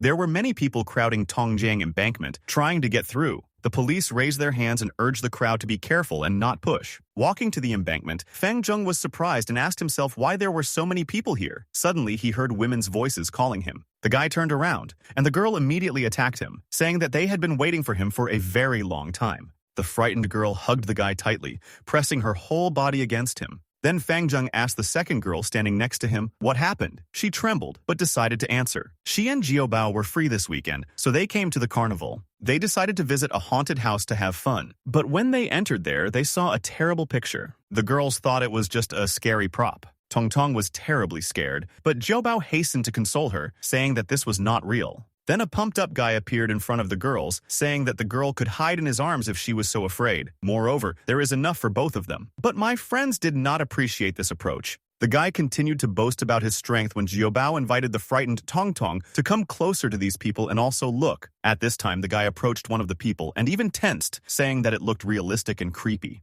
But then the man suddenly began to speak and ask in a hoarse voice to save him. The guy fell out of fright and shouted that these were not props but real ghostly dead. Then panic began in the haunted house and people began to run out en masse. Fang Zheng, standing in front of the Ferris wheel, felt the strong presence of Gray Qi, which means this is not just a murder. The loudspeaker announced throughout the park that due to an unexpected incident, they were suspending all quarterly activities and then asked visitors to line up and leave the premises. Suddenly, Fang Zheng noticed 2 strange people who did not leave, but, on the contrary, walked into the park surrounded by guards. They looked strange, and most importantly, Gray Qi flew out of them. A piece of Gray Qi flew to the guy, and thanks to this, he realized that this was truly a supernatural incident. Fang Zheng remembered the people from the special agency, realizing that their auras were similar to the auras of that man with a scar on his face and the woman with short hair walking next to him. This couple is most likely accompanied by special forces from the Bureau of Supernatural Investigations. Suddenly, the woman turned her gaze to Fang Jing, who was looking at her. But he had already managed to turn around and tell his friends that everything was all right now. Tong Tong and Jiao Bao thanked Brother Zheng for coming to get them, and he smiled and replied that they were neighbors, so they didn't need to be so polite unless they could invite him to eat at his own expense. But Fang Zheng himself was thinking about that strange woman whose gaze made him shudder. This woman is definitely stronger than him, just like the man with the scar. And while this strange couple with the special forces got into the car, Fang Zheng wondered what was happening here and where did these people come from. There is so much he still doesn't know. After all this, the girls and Fang Zheng boarded the bus and headed home. Jiao Bao and Tong Tong were arguing about what to eat. Then the voice announcing the station said that the bus had arrived at the Tongjiang Bridge station and warned passengers to board the vehicle correctly. Fang Zheng, sitting by the window, saw the workers below and was surprised that they were working even at night in order to finish the job as quickly as possible. They moved forward quickly and seemed to be almost done with the destruction of the bridge. The deliberate purge plan that Sun Yushu spoke about on the phone will be completed in a couple of days. It seems that the relevant departments want to thoroughly investigate the Tongjiang Bridge case and resolve all issues. The night passed, and the next sunny day arrived. In the morning, Fang Zheng received a call from a courier who wanted to clarify where exactly Fang Zheng lived and apologized, saying that this was his first delivery. Later, the courier delivered the box. While accepting it, the guy thought that all 3 volumes that he accidentally received were Buddhist. Wouldn't this curse him for the rest of his bachelor life? He will never give up the pleasures of life in the form of games, food, girls, etc. to become a monk. Therefore, now the guy deliberately ordered other types of volumes from the internet. Fang Zheng then tried to use them for an hour, but came to the conclusion that even the scripture cursed him, since all the improvements had failed. There was no reaction from the human skin writing when he tried to improve these 6 books. Could it be because these Taoist and Buddhist volumes cannot be combined with cultivation? Or is it because they are on different levels? Or do you need more gray qi? In the end, Fang Zheng came to the conclusion that he was still simply too poor. And being rich is always better than being poor, because money makes the world go round. Even if all of these volumes were fake, those related to the Jin Yun series, Manuscript of Tendon and Bone Marrow Transformation, and 9 Yang Divine Power were carefully selected. The first is a cultivation method, one of the 3 divine techniques. The second teaches the continuous flow of extraordinary Yang True Qi and cures all poisons. And after these 2, he reached the last rune. The 4 volumes right in front of him, laid out in the correct order, seem to be waiting for Fang Zheng to fill them with his power. But which one should you choose? If the guy doesn't learn the tome about the blade, then upgrading the head-killing blade will be a waste of time. It's as useless as buying a pair of white shoes and then buying white trousers and wearing them. And if he wants to improve his skills, then he needs to find more gray QI. So he first needs to study the volume about the blade. The volume about the blade and the 2 previous ones are 3 different techniques that complement each other. Then Fang Zheng improved all these techniques to the first level with the help of cultivation. But this was not enough for the guy. The manuscript on tendons and bone marrow is divided into 9 levels, the volume on the power of 9 yana into 12 levels, and the volume of Wooden Blade Master into 3 levels. Can Kyo know how long it takes to get the full volumes? This is a complete waste of resources. These thoughts irritated Fang Zheng. When he browsed the sites, he deliberately selected volumes from different sects. In the end, the 3 volumes he chose were closer to Buddhism. Maybe Fang Zheng is a Buddhist himself? And while the guy was wondering if he had a connection with the Buddha, strange things happened again on the Tongjiang Bridge. An explosion occurred on a small island of land next to him, after which the water rushed straight through the exploded dam. Immediately after this, a sound was heard from the loudspeaker that the river dam was ready. The tramp of soldiers in uniform, of whom there were a large number, was suddenly heard running. Then military vehicles arrived, which only increased the number of soldiers. Suddenly, a voice rang out, ordering all units to immediately block all roads leading to the Tongjiang Bridge, as all vehicles were strictly prohibited from entering. Surveillance of the surrounding area was completed, so the order came for all units to prepare to clear. Then bright headlights appeared in the distance, approaching the bridge. One of the soldiers, pointing down somewhere, ordered to dig. The huge excavator, which had previously been shining its headlights, accepted the order and began to carry it out. The order was given by the leader overseeing the operation in the lower reaches of the river, Captain Shen, whose task is to find the other half of the ghost's body. They must dig up these parts by 10 p.m. Suddenly, Captain Shen was informed that the situation of Captain Yan's team was the same as theirs. When they were digging on the other side of the river, they found several architectural houses. The captain ordered Li Hyun to remind that team to work harder, as the origin of the 2 ghost parts is very strange. The captain said that under this river there could be 2 more tombs built by the ancients, one at each end of the river and each with half a body. Most likely the stone houses were built by the same people. Then Li Heng asked Captain Sheng if he thought that they were looking for more than just a body divided into 2 parts. The captain replied that an ancient superstition states that those who are cruelly divided in half cannot die peacefully, so they are the most touchy and can easily become evil spirits after death. To prevent evil spirits from rising, the ancients usually did not bury 2 halves together. They chose a flowing river and buried halves at each end, but if a person felt deep resentment before death, then this might not help. Then Li Heng said that the generals or nobles who died during the change of dynasty and were ready to be split in half became powerful evil spirits. Captain Shen replied that such ghosts and evil spirits are indeed the most powerful and evil. Areas with rivers and streams were considered valuable places with good feng shui, so bodies were buried here. The ancients forbade building bridges over these bodies of water, fearing to connect the grievances of two parts of the body. Ordinary people whose spirits must resist evil spirits are also buried here. So since so many tombs are built here, then a split spirit is definitely buried here. Then the soldier Li Heng realized that the Tongjiang Bridge connected two parts of the evil spirit's body, which is why the bridge collapsed and a series of accidents occurred behind it. Suddenly, one of the workers called the captain and said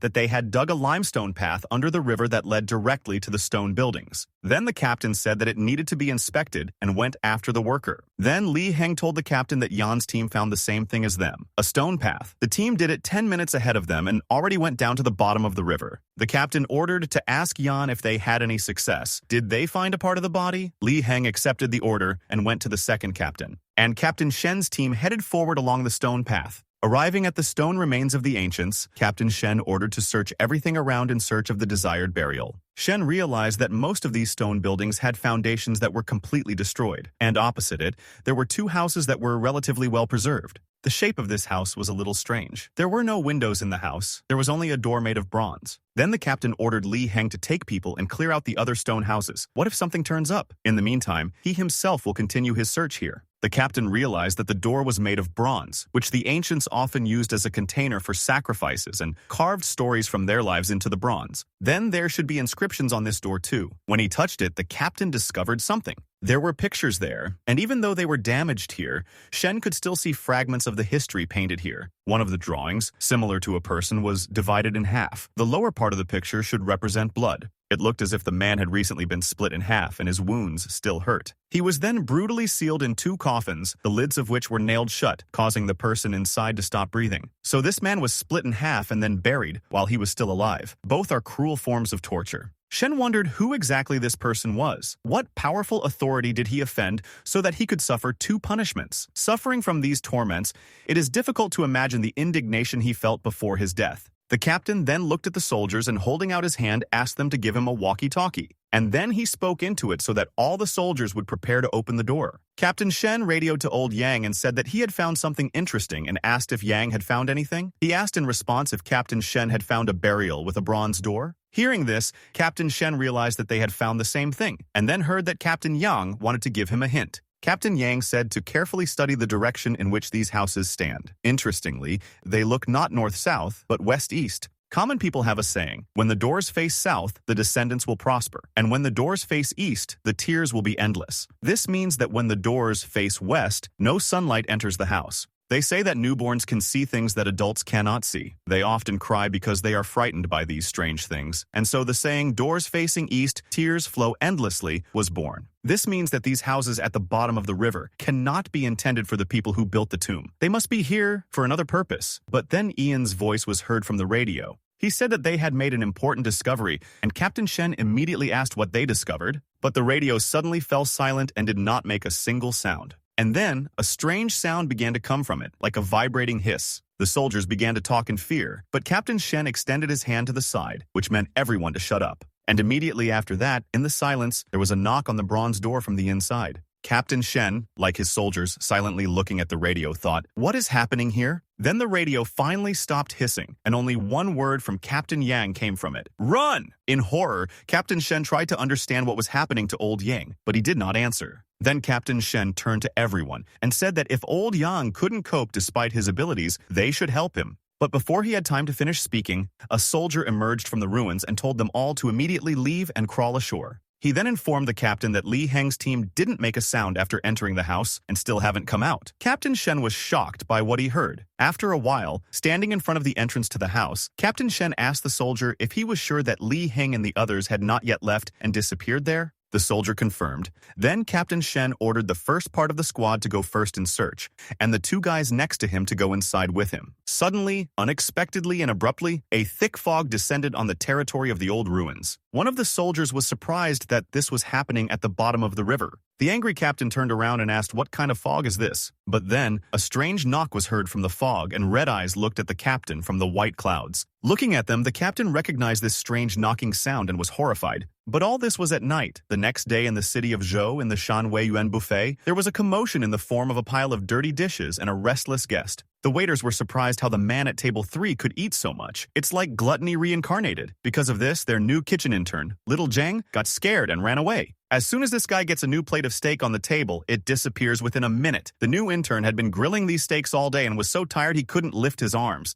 Then the guy's phone rang, making vibration sounds. Chewing another piece of steak, Fang Zheng picked up the phone and asked who was calling him. It was Sun Yushu, who called Brother Fang Zhen to report that he had heard that they would thoroughly clean the Tongjiang Bridge again tonight. Moreover, the Bureau of Supernatural Investigations is rushing there with reinforcements. It appears that the first attempt to clear the bridge has failed. Everyone who went down there disappeared. Their bodies were never found either. Fang Zheng replied that it seems that this bridge has already become a dangerous place that even experts cannot handle. But Sun Yushu replied that that is why Fang Zheng should not go there, as it is very dangerous. But a friend knocked on his door, and he fearfully said that it was time for him to go, as something urgent had happened. After hanging up the phone, Fang Zheng began to think about whether he should go to the bridge or not. If he goes, it might be too dangerous, but if he doesn't, he'll miss a huge opportunity. Danger and reward go hand in hand. Getting up from his chair, Fang Zheng realized that his priority now was to collect a large amount of gray qi to illuminate the runes. Consequently, the guy decided to just take a walk around the neighborhood without going there. There shouldn't be any danger there. When it got dark, Fang Zheng did just that. He went to the vicinity of the Tongjiang Bridge. A girl in sportswear was riding a bicycle along them, thinking that Brother Wang had again ordered a customized weight loss program for 20,000 yuan, and she needed to think through and compose it. She pedaled quickly, picking up the pace and accelerating. Suddenly, she felt a strange chill touch her neck. This made the girl shudder in fear, not understanding what was happening, and stopped. Turning around, she thought that someone had blown on her neck,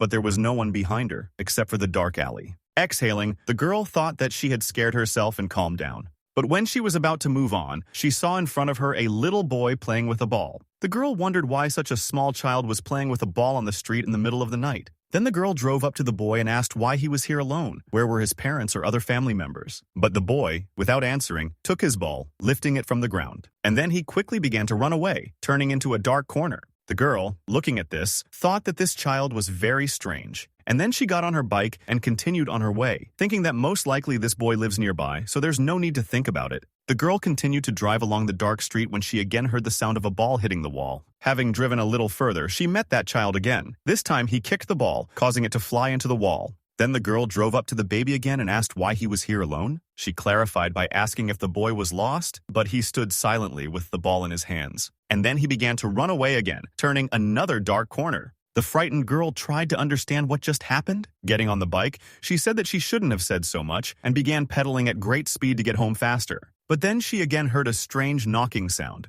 Turning around, she again saw the boy kicking the ball and realized that something was wrong here. Taking a closer look at the child, the girl noticed a dark light emanating from him, which means something is definitely wrong. She fearfully began to pedal even faster, wanting to get out of here. She drove away with great speed and a frightened look, but finally decided to turn around. Having done this, she did not notice anyone. The boy was no longer around. Exhaling, the girl was glad that he did not follow her. But suddenly she felt a strange dark aura behind her and heard a child's voice. It was as if he was whispering in her ear, asking her to play with him. Then a woman's scream was heard in the dark alley, after which everything became silent. That night, Fang Zheng was driving along the alley where the lantern was flashing. As he drove by, he noticed a lone purple bicycle lying on the side. Seeing this, the guy suddenly braked, realizing that something was wrong here. There was a smell of wet earth mixed with the smell of dead fish. Approaching the abandoned bicycle, the guy hurried to pick it up. But as soon as he set it down, he heard the sound of the ball and then noticed a boy kicking it into the wall. Fang Zheng pretended not to notice him and simply walked forward. And then, passing by, he saw a girl lying on the road in a dark alley. She was wounded and showed no signs of life.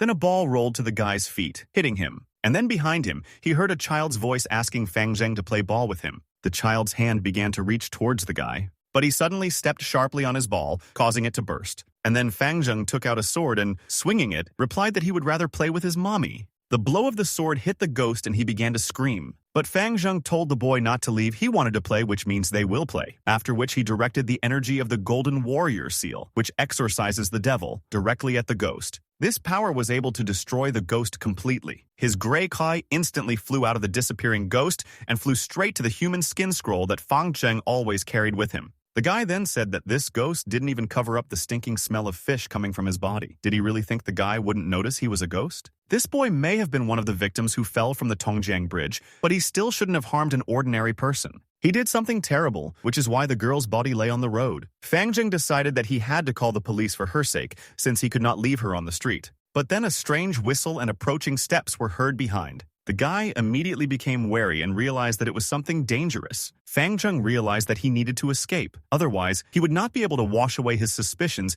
even if he jumped into the Yellow River. And the whistle, coming from the speed of movement of someone very fast, kept growing. Eventually, the one who issued it reached the place, stopping next to Fang Zheng. Looking at this guy, the shocked Fang Zheng realized that it was Flash. The guy was annoyed that Flash got to him too quickly. The situation looked strange, and even if Fang Zheng had 1,000 mouths to feed, he would not be able to explain what was happening. A terribly awkward silence hung in the air. Suddenly, there was the sound of wheels and a car appeared around the corner. She sidled into the turn and stopped next to Flash. A man with glasses looked out of the car and addressed Lei Tian, who did not obey orders and did not know what teamwork was. Two more came out behind the man, a guy and a girl. The man kept shouting that he was the captain of this team. But then the entire so-called team saw an unfamiliar guy and the body of a girl lying next to him. And again, everyone froze in a terrible, awkward silence, not understanding what to say. Fang Zheng understood that there was a body lying at his feet, and he was also the only person in this alley. Now, he cannot explain his presence here in this situation. Fang Zheng then decided to take one step back. He didn't understand what to do. If he escapes, everyone will recognize that he is a murderer and will be looking for him throughout the country. This is unfair and should not happen. Suddenly, the voice of a girl from the team was heard saying that the compass shows that the location of the ghost Qi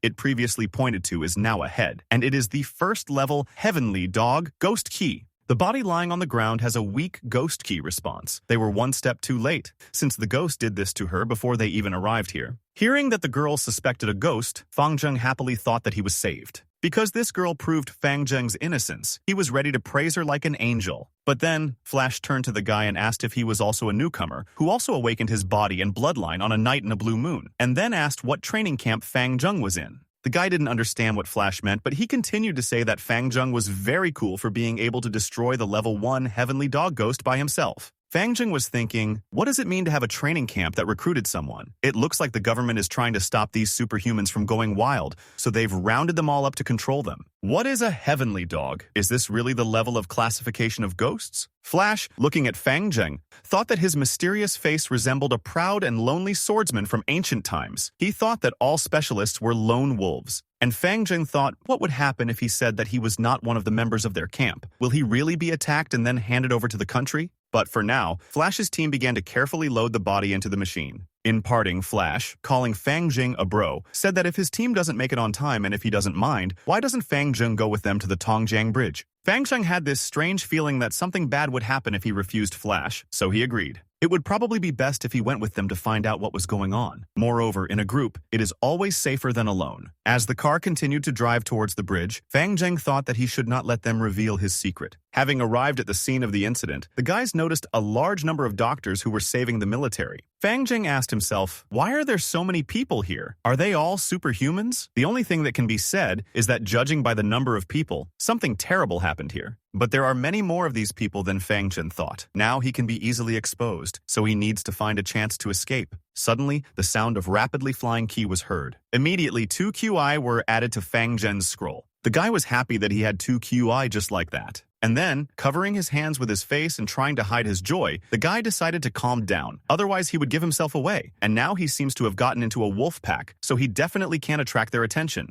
But then a tall man walked next to Fang Zheng and caught his attention. Fang Zheng stared at this man almost in admiration. Fortunately, this man, after looking at Fang Zheng, passed by and did not notice anything suspicious until the gray Qi flew out of him. Smiling, Fang Zheng told the scripture that he should have been more inconspicuous. The enemy is an expert, so don't act so cocky and rob them right under their nose. The girl from the team said that the person had a terrifying and cold look, and the guy with glasses said that he must be a level 4 or 5 creature. Flash said that he was happy that he did not start committing crimes after waking up. And Fang Zheng was pondering the words regarding a level 4 or 5 deity. The creature must be at the level they received after awakening. This level system is completely different from the one used for ghosts. Then what level is Fang Zheng himself? Then, another series of Qi flew towards the guy from the soldier whom the doctors were carrying past. Fang Zheng was glad that he had caught another one. This place is a treasure trove of experiences. Then someone in the distance shouted that all newcomers must report to the instructor's meeting place. Fang Zheng realized that all the superhumans were reporting and even conducting a roll call. Now, he will definitely be revealed. The instructors have already started roll call. Flash asked if Fang Zheng had found his instructor. They have already found theirs, so they will separate for a while. And while the guy was thinking what to do now, the stomping of running people was suddenly heard. And then they started asking over the loudspeaker, who can defeat the first-level celestial dog on their own? Let this man go down to the river and help. Whoever participates in the rescue operation will receive 12,000 yuan and 12 hours of training in the Blessed Land. And if anyone takes advantage of the crisis, they will be immediately expelled. Those who meet the conditions must immediately approach the speaker and sign up, as they go down to the riverbed in 3 minutes. Hearing about the reward, Flash's eyes lit up, and Fang Zheng was still trying to figure out what kind of blessed land this was. It looks like this place is a real temptation for those who have awakened. Flash then explained that training for an hour on the Blessed Land is the same as training for 1 to 3 days anywhere else. Now, everyone starts from the same point. They only train for a couple of days. However, if you grab this chance, you will have more advantages over others, get more resources, and take a place in the circle. Then Flash suddenly turned to the thoughtful Fang Zheng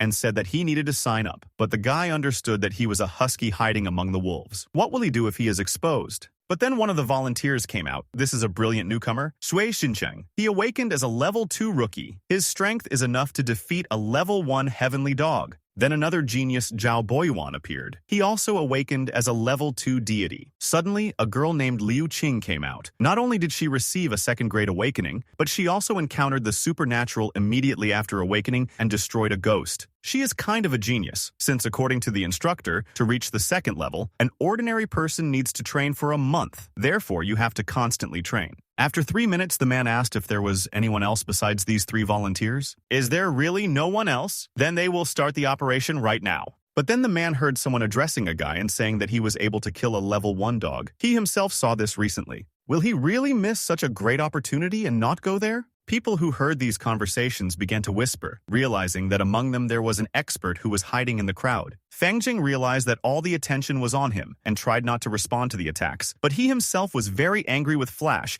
who energetically praised him. Trying to keep his cool, the guy quietly raised his hand and said that it seemed like he couldn't hide anymore, so let them count on him. Then the man standing with the loudspeaker asked how many ghosts the guy had destroyed. Thinking about his exploits, Fang Zheng scratched his head and thought that it was a lot, but he didn't want to stand out. Therefore, he answered that there was only one. It was a small ghost that didn't even reach his hips. The man, hearing this, thought deeply. But then I looked at my watch and thought that there was no time, since the situation on the Tongjiang Bridge was too tense. Then, without much thought, he took Fang Zheng with him, and they went to the bridge. The guy thought this mission would be dangerous and exciting, but they brought them here to help the wounded under the rubble, and the reward for such a simple task is very good. As soon as people find out about this, they will turn green with envy. They will ask why they are so happy to be orderlies with such powers. This looks like a mockery. But Fang Zheng noticed that the closer they got to the bottom of the river, the thicker the fog became. Then the blonde guy started talking about how ordinary people couldn't do it like them, since they would have to cultivate 10 years longer. A couple of days after the blue moon, the spiritual energy on Earth has been revived and is getting stronger. According to the instructors,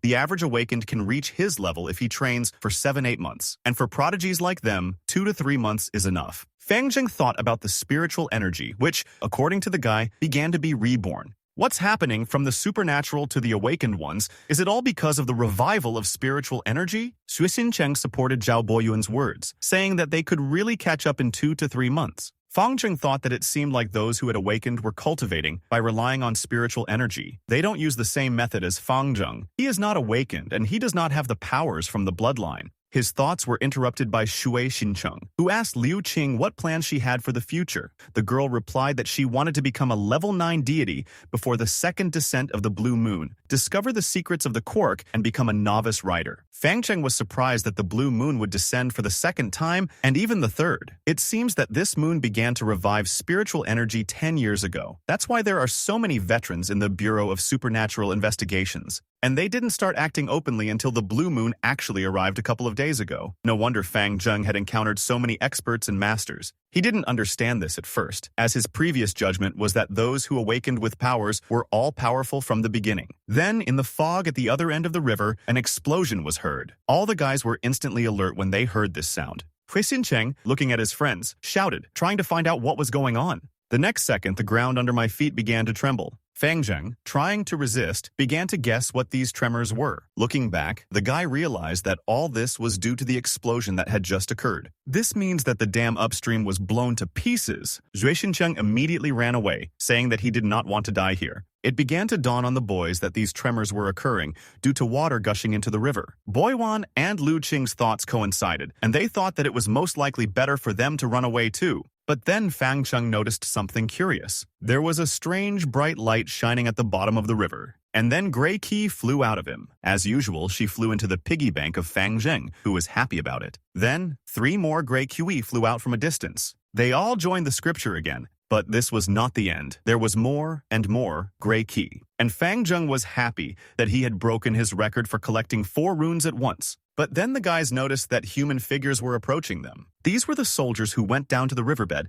and they finally got up. While helping one of the soldiers walk, the instructor looked ahead, his stern gaze fixed on the newcomers, one of whom disappeared. Then the instructor shouted for the guys to run quickly, since the dam had been destroyed by the crazy king of the undead. All the water will rush here now. The sounds of water were already heard by everyone. The guys started to run away, and while all this was happening, Fang Zheng finally figured out the situation. The undead king who lay at the bottom of the river was gradually cultivated to become a drought demon, and people originally wanted to open the coffin to destroy the body in it. However, this action only gave the undead king the opportunity to escape from the river. A team of experts was in hot pursuit of the king. The 2 halves of the undead king entered the base of the dam and suddenly went crazy when they saw that they were going to be destroyed. The king's lower half ran recklessly towards the dam. The upper half of the body used this chance to escape from the dam area, thereby saving the most powerful half of the undead king. Meanwhile, the amount of water increased. It was approaching faster and faster and filling the riverbed. One of the people standing on the shore looked at the water in shock and thought that it had already swallowed up the people in the river. Well, one of those standing on the shore shouted that he saw people running to the shore. These were soldiers and volunteers rescuing them. Then everyone from the shore rushed to help them. The water advanced and filled the river faster and faster. The soldiers who managed to escape were breathing heavily after a long run. They said with relief that they were lucky to survive, because the riverbed was a dangerous place. Fang Zheng thought to himself that the members of the Supernatural Investigation Bureau were really able to escape from the 2 maddened halves of the evil spirit. The guy knew that this group was full of secrets. Nothing good will come of it if he gets exposed here, so it's time for him to run away.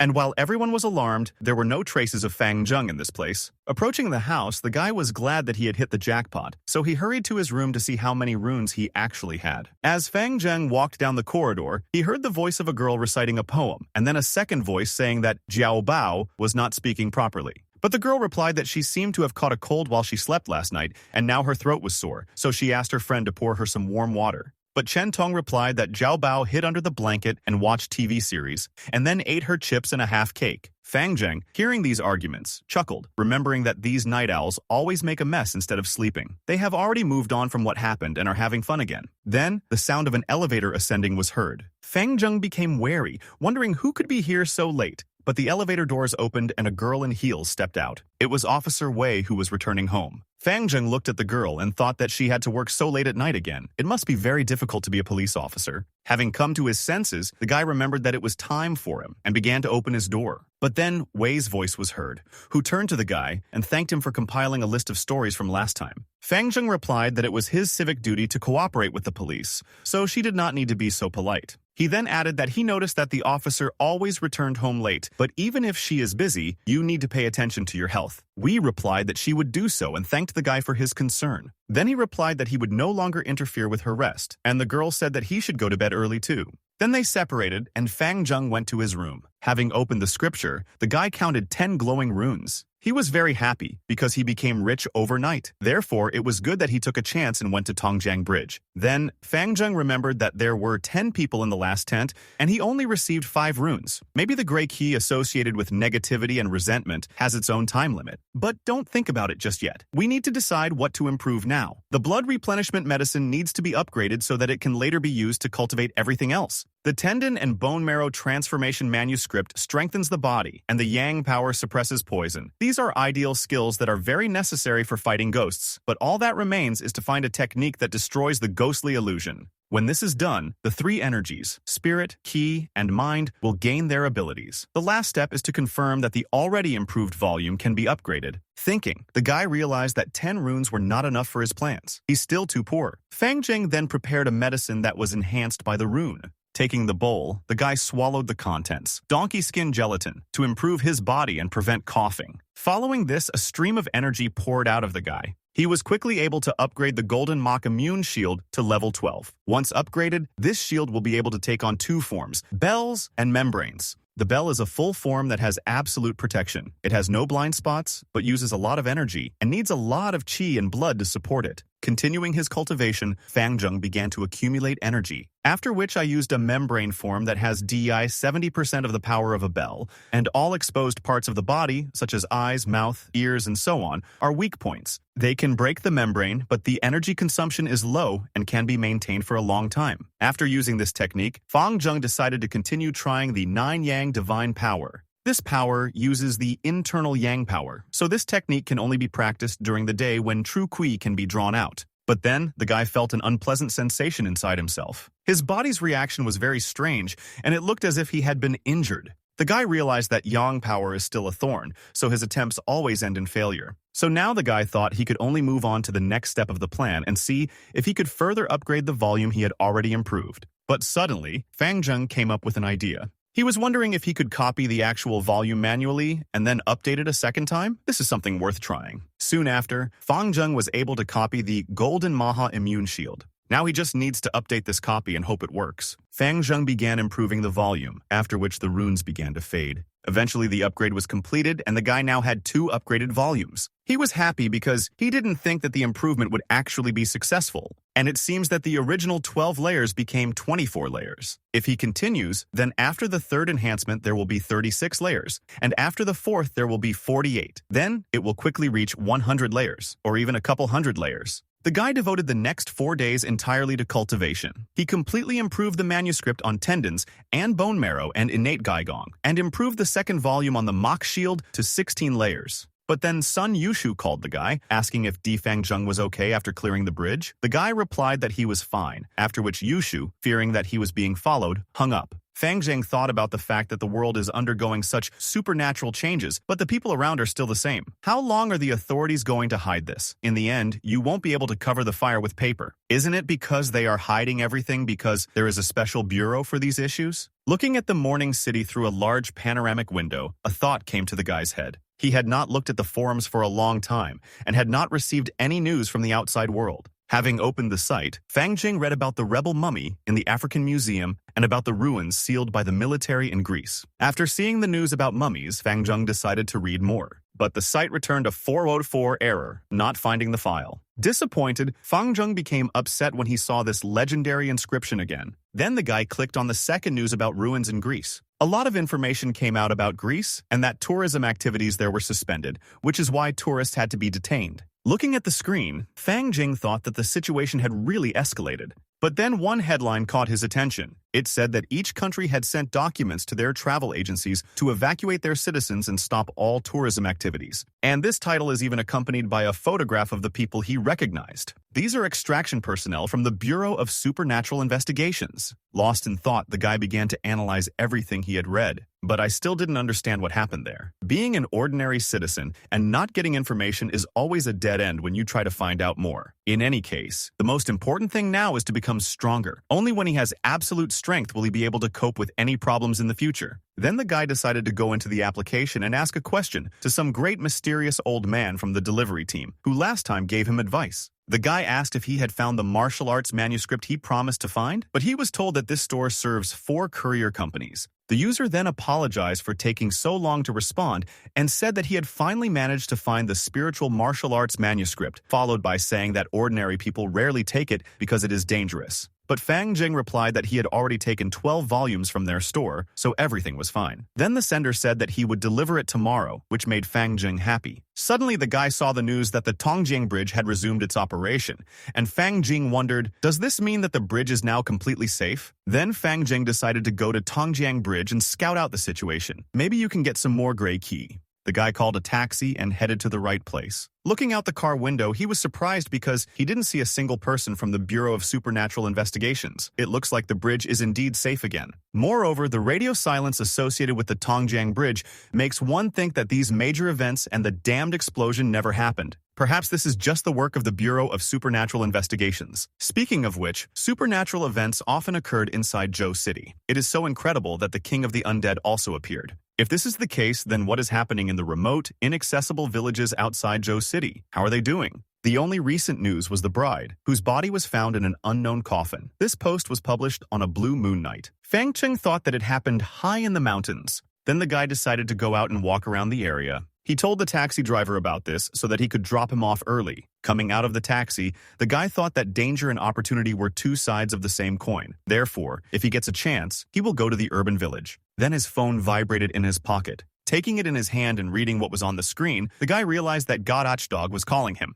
Picking up the phone, Fang Zheng immediately heard information about a group that was starring in some kind of movie. The beginning had already angered the guy, and he wanted to hang up without listening. Screams came from the phone, ordering him not to hang up. He just wanted to send Fang Cheng the WeChat coordinates. This reservoir is high in the mountains, so it will be a bit far. But after hearing about the area in the mountains, Fang Zheng became thoughtful. A couple of days ago, he agreed to go to the set with rich man Dong to support him and strengthen his courage so that he could meet his goddess Ye Chenqi, the most popular celebrity. But now he was only interested in the reservoir and how far this place was. He will have to travel by bus from morning to evening. The words from the phone were heard in the air that the film crew had not yet assembled. They would need a couple of days to arrive, so they had time to prepare. Dong then told the guy to arrive on time. But then a character with the last name He appears. His grandfather's name was He7, his father's name was He8, and his, therefore, he was 9. Many considered his family strange. One day at his home, he found a book about feng shui with the cover torn off, so the title was unrecognizable. But the guy became interested and decided to read it. And it was because of his curiosity that over the next year he suffered from constant misfortune and countless life-threatening situations. He encountered black magic, voodoo, curses, and cursed talismans throughout the year. The first misfortunes were curses from Southeast Asia. It was also the most dangerous encounter, and his life almost ended tragically. It all started because of one university student sitting on her phone in the library. There was silence around her and not a single person, only darkness and shelves of books. Several hours have passed since she arrived. Now it was only because of her that the lights were on in the library. On her phone, she read about tattoos that the natives did. Then she took a piece of paper and began to write something with a pen. She went on and on writing on it. She wrote down suspicious cases and incidents that had happened recently. The girl thought that several days had already passed and there was still no progress. There was only one question in my head. Was her assumption wrong? Then, an event occurs involving another girl sitting in the office at night. She was alone and continued to work on the computer in a large room. She stared at the monitor and continued to work, not paying attention to anything else. Suddenly, in complete silence, goosebumps ran through her body and a slight trembling appeared. She turned away from the monitor and looked out the window. Squeezing her eyelids, she forced herself to stop her wild imagination. Then, she thought that she shouldn't have applied for the night shift if she was such a shy cat.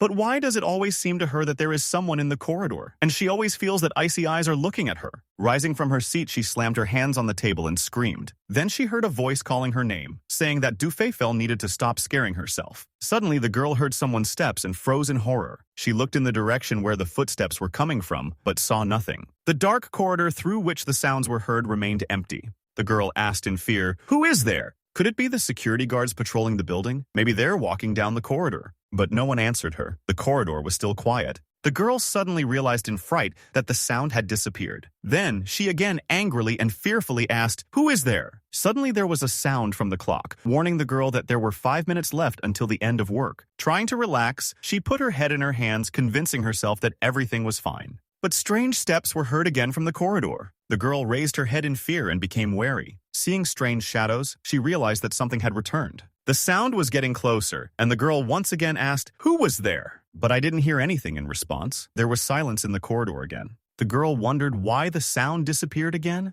And then she shouted that this joke was not funny at all, and if someone continued to scare people like that, she would call the police. The clock suddenly showed 11 pm, the time indicating the end of the working day. Getting up from her workplace, the girl thought that this was a terrible activity. But shadows appeared from the corridor again, and the clatter of footsteps was heard. The girl started running to leave work as quickly as possible. On the way, she shouted that she had had enough, and anyway, who started this terrible joke? But looking around the corner, she found no one. Then she turned around abruptly and fearfully to look at the other side. But there was silence and darkness there too. The girl began to look around in fear, looking for the one who scared her. Finding no one, she decided to go home, pack her things, and leave. She doesn't want to stay here another minute. But as soon as she turned around, she heard footsteps again. She immediately turned around, wanting to know who it was. But she saw strange shadows approaching her, and then her screams were heard in complete darkness.